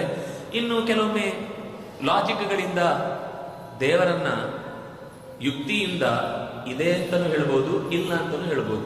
ಯುಕ್ತಿ ಏನ್ ಬೇಕಾದ್ರೂ ಕೆಲಸ ಮಾಡುತ್ತೆ. ಲಾಜಿಕಲಿ ಯಾವುದನ್ನು ಪ್ರೂವ್ ಮಾಡ್ಲಿಕ್ಕೆ ಬರಲ್ಲ. ನಮ್ಗೆ ಅನುಭವ ಆಗುವ ತನಕವೂ ಕೂಡ ಯುಕ್ತಿ ಯಾವ ಕಡೆಗೆ ಬುದ್ಧಿವಂತಿಕೆ ಜಾಸ್ತಿ ಇದೆಯೋ ಅಲ್ಲಿಗೆ ತಿರುಗುತ್ತೆ. ಅದರಿಂದಾಗಿ ಯುಕ್ತಿ ಸತ್ಯವನ್ನು ಗೆಲ್ಲಿಸುವುದಿಲ್ಲ, ಯುಕ್ತಿ ಬುದ್ಧಿವಂತಿಕೆ ಇದ್ದಲ್ಲಿ ಗೆದ್ದು ಬಿಡುತ್ತೆ. ಅದನ್ನಾಗಿ ಎಷ್ಟೋ ಸರ್ತಿ ಲಾಯರ್ಗಳು ಗೆದ್ದು ಬಿಡ್ತಾರೆ ಅಂದ್ರೆ ಅದು ಸತ್ಯ ಗೆದ್ದಿದ್ದು ಒಂದು ಅಭಿಪ್ರಾಯ ಅಲ್ಲ. ಅವರ ವಾದ ಮಾಡುವ ಶಕ್ತಿ, ಅವರಲ್ಲಿರುವ ತಾಕತ್ತು, ಅವರ ಬುದ್ಧಿವಂತಿಕೆ ಚೆನ್ನಾಗಿರುವುದರಿಂದ ಇನ್ನೊಬ್ಬ ಸತ್ಯ ಇದ್ರೂ ಕೂಡ ಅದನ್ನು ಪ್ರೂವ್ ಮಾಡ್ಲಿಕ್ಕೆ ಬರೋದು ಸೋಲುವ ಪ್ರಸಂಗವೇ ಜಾಸ್ತಿ. ಅದಕ್ಕೋಸ್ಕರ ಯುಕ್ತಿಯ ಜೊತೆಗೆ ಋಷಿಗಳ ಅಂತರಂಗದ ಪ್ರಮಾಣದಿಂದ ಕೂಡಿದ ಮಾತುಗಳಿಂದ ನಾವು ಸತ್ಯವನ್ನು ಅರಿಯಬೇಕು ಅನ್ನುವುದಕ್ಕೋಸ್ಕರ ಅವಿರೋಧವನ್ನು, ಸಮನ್ವಯವನ್ನ ಹೇಳಿ ಆಮೇಲೆ ಅವಿರೋಧವನ್ನ ತಿಳಿಸಿ, ನಂತರ ಮೂರನೇದಲ್ಲಿ ಸಾಧನ, ಯುಕ್ತಿ, ಸಮಯ, ಪರಸ್ಪರ ಶ್ರುತ್ಯ ವಿರೋಧ ಮತ್ತು ನ್ಯಾಯೋಪೇತ ಶ್ರುತ್ಯ ವಿರೋಧ. ನಾನು ಮೊದಲನೇ ಶಬ್ದವನ್ನ ಸಮನ್ವಯ ಅಂತ ಹೇಳಬೇಕಿತ್ತು, ಸಮನ್ವಯ ಅಂತ ಹೇಳಿಲ್ಲ, ಅವಿರೋಧ ಅಂತ ಹೇಳಿದೆ. ಸಮನ್ವಯ ಅಂದ್ರೆ ಎಲ್ಲ ಶಬ್ದಗಳು ಅವನನ್ನೇ ಹೇಳುತ್ತೆ. ಅನ್ವಯ ಅಂದ್ರೆ ಅವನಿಗೆ ಬಂದು ಕೂಡುತ್ತೆ ಅಂತ ಸಮನ್ವಯ ಅಧ್ಯಾಯ. ಅವನನ್ನೇ ಹೇಳದ ಪದಗಳಿದೆಯಲ್ಲ ಅಂದ್ರೆ ಅದು ಕೂಡ ಅವನನ್ನೇ ಹೇಳುತ್ತೆ, ಆ ವಿರೋಧ ಇಲ್ಲ ಅಂತ ಎರಡನೇ ಅಧ್ಯಾಯ. ಮೂರನೇ ಅಧ್ಯಾಯದಲ್ಲಿ ಅವನನ್ನು ತಿಳಿಲಿಕ್ಕೋಸ್ಕರ ಬೇಕಾದ ಸಾಧನೆ ಹೇಗೆ ಮಾಡಬೇಕು ಅನ್ನೋದಕ್ಕೋಸ್ಕರ ವೈರಾಗ್ಯ ಪಾದ, ಭಕ್ತಿ ಪಾದ, ಉಪಾಸನ ಪಾದ, ಜ್ಞಾನಪಾದ ಅಂತ 4 ಪಾದಗಳಲ್ಲಿ ನಮ್ಮಲ್ಲಿ ವೈರಾಗ್ಯ ಅಂದ್ರೆ ಹೇಗಿರಬೇಕು, ಭಕ್ತಿ ಅಂದ್ರೆ ಹೇಗಿರಬೇಕು, ಅದಕ್ಕೆ ಬೇಕಾದ ಉಪಾಸನೆಯ ಕ್ರಮ ಏನು ಮತ್ತು ತಿಳಿಯಬೇಕಾದ ಜ್ಞಾನ ಏನು, ಇದನ್ನ ಮೂರನೆಯ ಅಧ್ಯಾಯ 4 ಪಾದಗಳಲ್ಲಿ ನಿರೂಪಣೆ ಮಾಡುತ್ತೆ. ಕೊನೆಯದ್ದು ಫಲ. ಎಲ್ಲ ಮಾಡುವುದು ಯಾಕೆ, ಕೊನೆಗೆ ಅದರಿಂದ ಏನ್ ಸಿಗುತ್ತೆ ಅಂತ. ನನಗೆ ಇಷ್ಟೆಲ್ಲ ಮಾಡುವುದರಿಂದ ಏನು ಸುಖ, ಆಂತರಂಗಿಕವಾದ, ಸಾತ್ವಿಕವಾದ, ಶಾಶ್ವತವಾದ ಸುಖ. ಯಾಕಂದ್ರೆ ಈಗ ಸಿಗುವ ಸುಖ ಮತ್ತೆ ನಾಳೆ ದುಃಖವನ್ನೇ ತಂದುಕೊಡುತ್ತೆ. ಈಗ ಚೆನ್ನಾಗಿತ್ತು ಅಂತ ರುಚಿಯಾದ ಪದಾರ್ಥ ತಿಂದ, ಹೊಟ್ಟೆ ಅಜೀರ್ಣ ಆಯ್ತು, ಮರು ದಿವಸ ದುಃಖ ಶುರುವಾಯಿತು. ಈಗ ತಿಂದು ನಾಳೆಗೆ ಆಗ್ಲಿಲ್ಲ ಅಂದ್ರೂ ಮುಂದೊಂದು ದಿವಸ ಇವನಲ್ಲಿ ತುಂಬಿದ ಸಕ್ಕರೆ ಆದ್ರಿಂದ ಮತ್ತೆ ಸಕ್ಕರೆನೇ ಮುಟ್ಲಿಕ್ಕಿಲ್ಲ ಅಂತ ಬೈದು ಬಿಡ್ತಾರೆ. ಅಂದ್ರೆ ಹಾಗೆ ಒಂದು ಕಾಲದಲ್ಲಿ ಚೆನ್ನಾಗಿ ಸುಖ ಆಯ್ತು ಅಂತ ಅನ್ಕೊಂಡ್ರೆ ಅದು ಮತ್ತೊಂದಿಷ್ಟು ಕಾಲಕ್ಕೆ ಅದನ್ನು ತಿನ್ನದೇ ಇರುವಂತೆ ದೇಹಕ್ಕೆ ತಡೆಯುವಂತ ಪ್ರಸಂಗ ಬರುತ್ತೆ. ಅದಕ್ಕಾಗಿ ಕ್ರಮವಾಗಿ ಫಲವನ್ನು ಪಡೆಯುವುದಾದಾಗ ಅದು ಹಂತ ಹಂತದಲ್ಲಿ ಬೆಳವಣಿಗೆಯನ್ನು ಪಡೆಯಬೇಕು. ಮತ್ತೆ ಅದು ನಮಗೆ ನಾಳೆ ತಿನ್ಲಿಕ್ಕಿಲ್ಲ ಅಥವಾ ಉಣ್ಲಿಕ್ಕಿಲ್ಲ ಅಥವಾ ಸುಖ ಪಡ್ಲಿಕ್ಕಿಲ್ಲ ಅನ್ನೋ ದುಃಖದ ಪರಿಸ್ಥಿತಿ ಅದು ಆಗಬಾರ್ದು. ಅದನ್ನು ಪಡೆಯುವ ಕ್ರಮ ಏನು, ಅದಕ್ಕೆ 4ನೇ ಅಧ್ಯಾಯ ಮೊದಲು ನಮ್ಮ ಕರ್ಮಕ್ಷಯ ಆಗ್ಬೇಕು. ಬೇಡವಾದದ್ದು, ಅಗತ್ಯ ಇಲ್ಲದ ಕರ್ಮಕ್ಷಯ ಆಗಬೇಕು. ಒಳಗಿನಿಂದ ಹೋಗುವ ಕ್ರಮ ಏನು ಅಂತ ಗೊತ್ತಾಗಬೇಕು. ನಮ್ಮ ಒಳಗೆ ಸ್ಪಿರಿಚುವಲ್ ಸೆಂಟರ್ಸ್ಗಳು ಏನಿದೆ ಅದರಲ್ಲಿ ಸಾಗುವ ದಾರಿ ಗೊತ್ತಾಗಬೇಕು. ಸರಿ, ಇಲ್ಲಿಂದ ಹೊರಟು ಹೋದ್ಮೇಲೆ ಮುಂದೆ ಹೋಗ್ಬೇಕು ಅಂತ ಗೊತ್ತಿಲ್ಲದೆ ಹೋದ್ರೆ ಮುಂದಿನ ಮಾರ್ಗ ಅದು 3ನೇ ಪಾದ. ಹೋಗುವ ದಾರಿ ಯಾವುದು, ಶೇಷ ಮಾರ್ಗವೋ ಗರುಡ ಮಾರ್ಗವೋ, ಈ ಹಂತದಲ್ಲಿ ಯಾವ ದೇವತೆಗಳನ್ನು ದಾಟಿ ಅವನು ಮುಂದಕ್ಕೆ ಹೋಗ್ತಾನೆ. ಕೊನೆಗೆ ಹೋದ ಮೇಲೆ ಅಲ್ಲಿ ಸಿಗುವ ಭೋಗ, ಅಲ್ಲಿಯ ಸೌಖ್ಯ ಏನು ಗೊತ್ತಿಲ್ಲದೆ ನಾವು ಆ ಊರಿಗೆ ಹೇಗೆ ಹೋಗ್ತೇವೆ? ಅಲ್ಲಿ ಚುನಾವಣೆ ನಡೀತಾ ಇದೆಯಾ, ಗಲಭೆ ನಡೀತಾ ಇದೆಯಾ, ಇದೆಲ್ಲ ತಿಳ್ಕೊಂಡು ತಾನೆ ನಾವು ಅಲ್ಲಿಗೆ ಹೋಗ್ಬೇಕು. ಈ ಮಧ್ಯದಲ್ಲಿ ಉದಂತ ಹೋಗ್ಬಿಟ್ಟು ಅಲ್ಲಿ ಚುನಾವಣೆಗಾಗಿ ಎಲ್ಲ ಗಲಾಟೆ ಆಗಿ ಇವರು ಅವರ ಮಧ್ಯದಲ್ಲಿ ಒಬ್ಬ ಅಂತ ಹೇಳಿಕೊಂಡು ಜೈಲಲ್ಲಿ ದುಃಖ ಅನುಭವಿಸುವ ಪರಿಸ್ಥಿತಿ ಬರುವ ಮೊದಲು ಹೋದ ಮೇಲೆ ಅಲ್ಲಿಯ ಪರಿಸ್ಥಿತಿ ಏನ್ ನೋಡ್ಲಿಕ್ಕೆ ಹೋಗುದು, ಎಲ್ಲಿ ಉಳ್ಕೊಳ್ಳುದು, ಏನದರ ಪರಿಸ್ಥಿತಿ, ಎಂಥವರನ್ನು ಭೇಟಿಯಾದ್ರೆ ನಮಗೆ ಬೇಕಾದ ವ್ಯವಸ್ಥೆ ಆಗುತ್ತೆ. ಇದನ್ನ ತಿಳ್ಕೊಂಡು ಹೋಗುವ ಹಾಗೆ ಇಲ್ಲಿಂದ ಆಚೆಗೆ ಹೋಗುವ ಬಿಡುಗಡೆಯನ್ನು ಹೊಂದಿದ ನಂತರ ಪಡಬೇಕಾದ ಸುಖದ ಸ್ವರೂಪ ಏನು? ನಾನಾಗುವುದು ಮೋಕ್ಷ. ನಾನು ಬೇರೆಯವನಾದ್ರೆ ಮೋಕ್ಷ ಏನು? ನಾನು ಅವರಂತೆ ಹಾಡ್ತೇನೆ ಅಂತ ಹೇಳಿ ಅವರ ಹೆಸರು ನನಗಿಟ್ರೆ ನಾನು ಹೋದೆ, ನನ್ನತನ ಹೋಯ್ತು. ಅವರಿಂದ ಒಂದು ಅಂಶ, ಇನ್ನೊಬ್ಬರಿಂದ ಒಂದು ಅಂಶ, ಮತ್ತೊಬ್ಬರಿಂದ ಒಂದು ಅಂಶ, ಅದರ ಸೂಕ್ಷ್ಮ ಒಳಿತನ್ನು ಮಾತ್ರ ತೆಗೆದುಕೊಂಡು ನನ್ನದೇ ಆದ ಒಂದು ಹೊಸ ಸ್ವಂತಿಕೆಯನ್ನು ಬೆಳೆಸಿಕೊಂಡ್ರೆ ನಾನು ಉಳಿತೇನೆ. ನಾನಾಗೋದು ಮೋಕ್ಷ ಹೊರತು ನಾನು ಬೇರೊಬ್ಬ ಆಗೋದು ಮೋಕ್ಷ ಅಲ್ಲ. ಅಥವಾ ನಾನು ಇನ್ಯಾವುದರ ಜೊತೆಗೆ ಸೇರ್ಕೊಂಡು ನಾನೇ ಇಲ್ಲ ಆಗೋದು ಮೋಕ್ಷ ಅಲ್ಲ. ನನ್ನತನವನ್ನು ಗುರುತಿಸಿಕೊಂಡು ನನ್ನ ಸಾಮರ್ಥ್ಯ ಏನು ಅಂತ ಅರಿತುಕೊಂಡು ನಾನು ಭಗವಂತನ ದಾಸ ಅಂತ ಚಿಂತಿಸಿ ಅವನಿಗೆ ಶರಣಾಗಿ ಅವನ ದಾಸನಾಗಿ, ಅಥವಾ ಅದು ಹೇಗೆ ಅಂದ್ರೆ ದಾಸ ಅಂದ್ರೆ ನಮ್ಗೊಂಥರ ಅಯ್ಯೋ ಸ್ವಾತಂತ್ರ್ಯ ಅಂತ ಕೇಳಿದ ತಕ್ಷಣ ಖುಷಿ ಆಗುತ್ತೆ.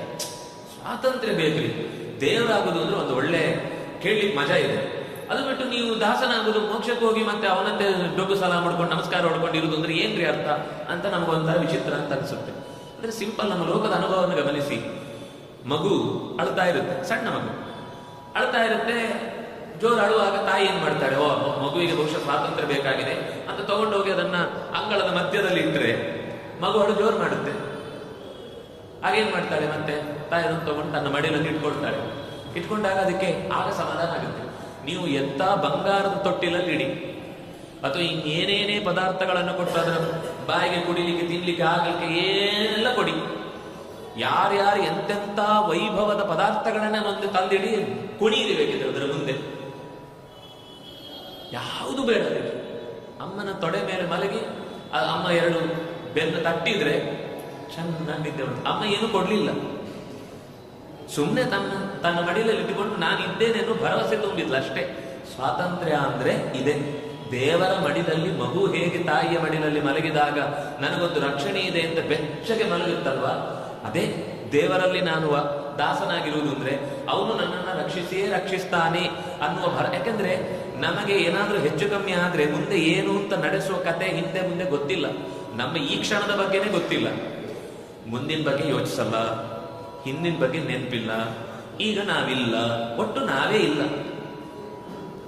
ಅದೇನಾಗುತ್ತೆ ಗೊತ್ತಾ, ಒಂದೋ ಭೂತದ ಬಗ್ಗೆ ಯೋಚನೆ ಮಾಡ್ತಾ ಇರ್ತೇವೆ. ಹಾಗಾಗೋಯ್ತು, ಹೀಗಾಗೋಯ್ತು, ಇನ್ನೊಂದಾಗೋಯ್ತು, ಮತ್ತೊಂದಾಗೋಯ್ತು ಅಂತ ಒಂಥರ ಹಾಗೆ.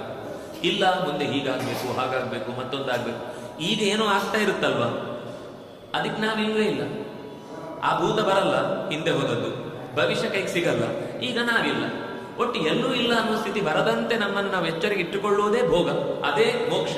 ನನ್ನನ್ನು ನಾನು ಅರಿತು ಎಲ್ಲ ವಸ್ತುಗಳ ಜೊತೆಗೆ ನಾನಿದ್ದು ಅದರ ಸೌಖ್ಯ ಏನು ಅಂತ ಪಡೆಯುವ ನನ್ನ ಅರ್ಹತೆಯನ್ನು ನಾನು ಅರ್ಥ ಮಾಡಿಕೊಂಡು ಭಗವಂತನಿಗೆ ಶರಣಾಗಿ ಅವನು ಕೊಡುವ ಸೌಖ್ಯದಲ್ಲಿಯೇ ನಾನು ಸುಖ ಇದ್ದೇನೆ, ತೃಪ್ತನಿದ್ದೇನೆ ಅಂತ ಭಾವಿಸಿ ಬದುಕುವುದೇನಿದೆ ಅದು ಫಲ. ಈ ರೀತಿಯಾದ ಚಿಂತನೆಯನ್ನ ನಮಗೆ ಬ್ರಹ್ಮಸೂತ್ರದ ಮೂಲಕ ಅತ್ಯಂತ ಸುಂದರವಾದ, ಎಲ್ಲರಿಗೆ ಬೇಕಿರುವುದು ಅದೇ ತಾನೆ, ಶಾಶ್ವತವಾದ ಸುಖ.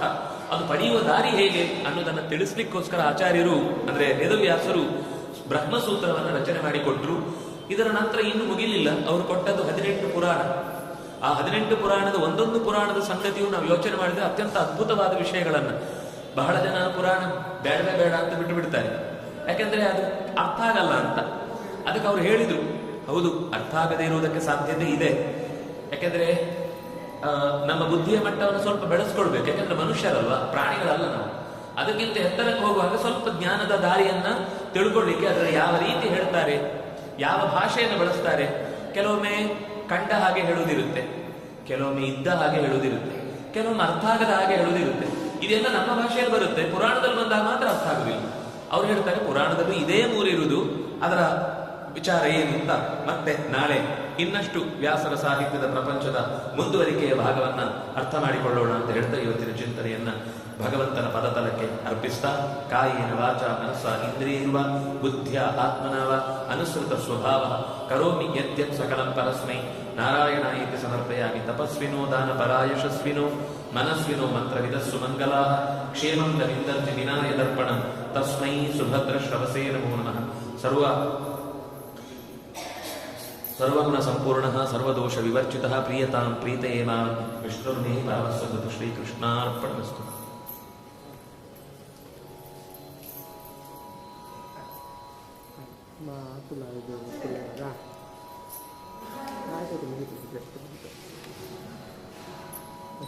ಸೈಡಲ್ಲಿ ಐತಲ್ಲ.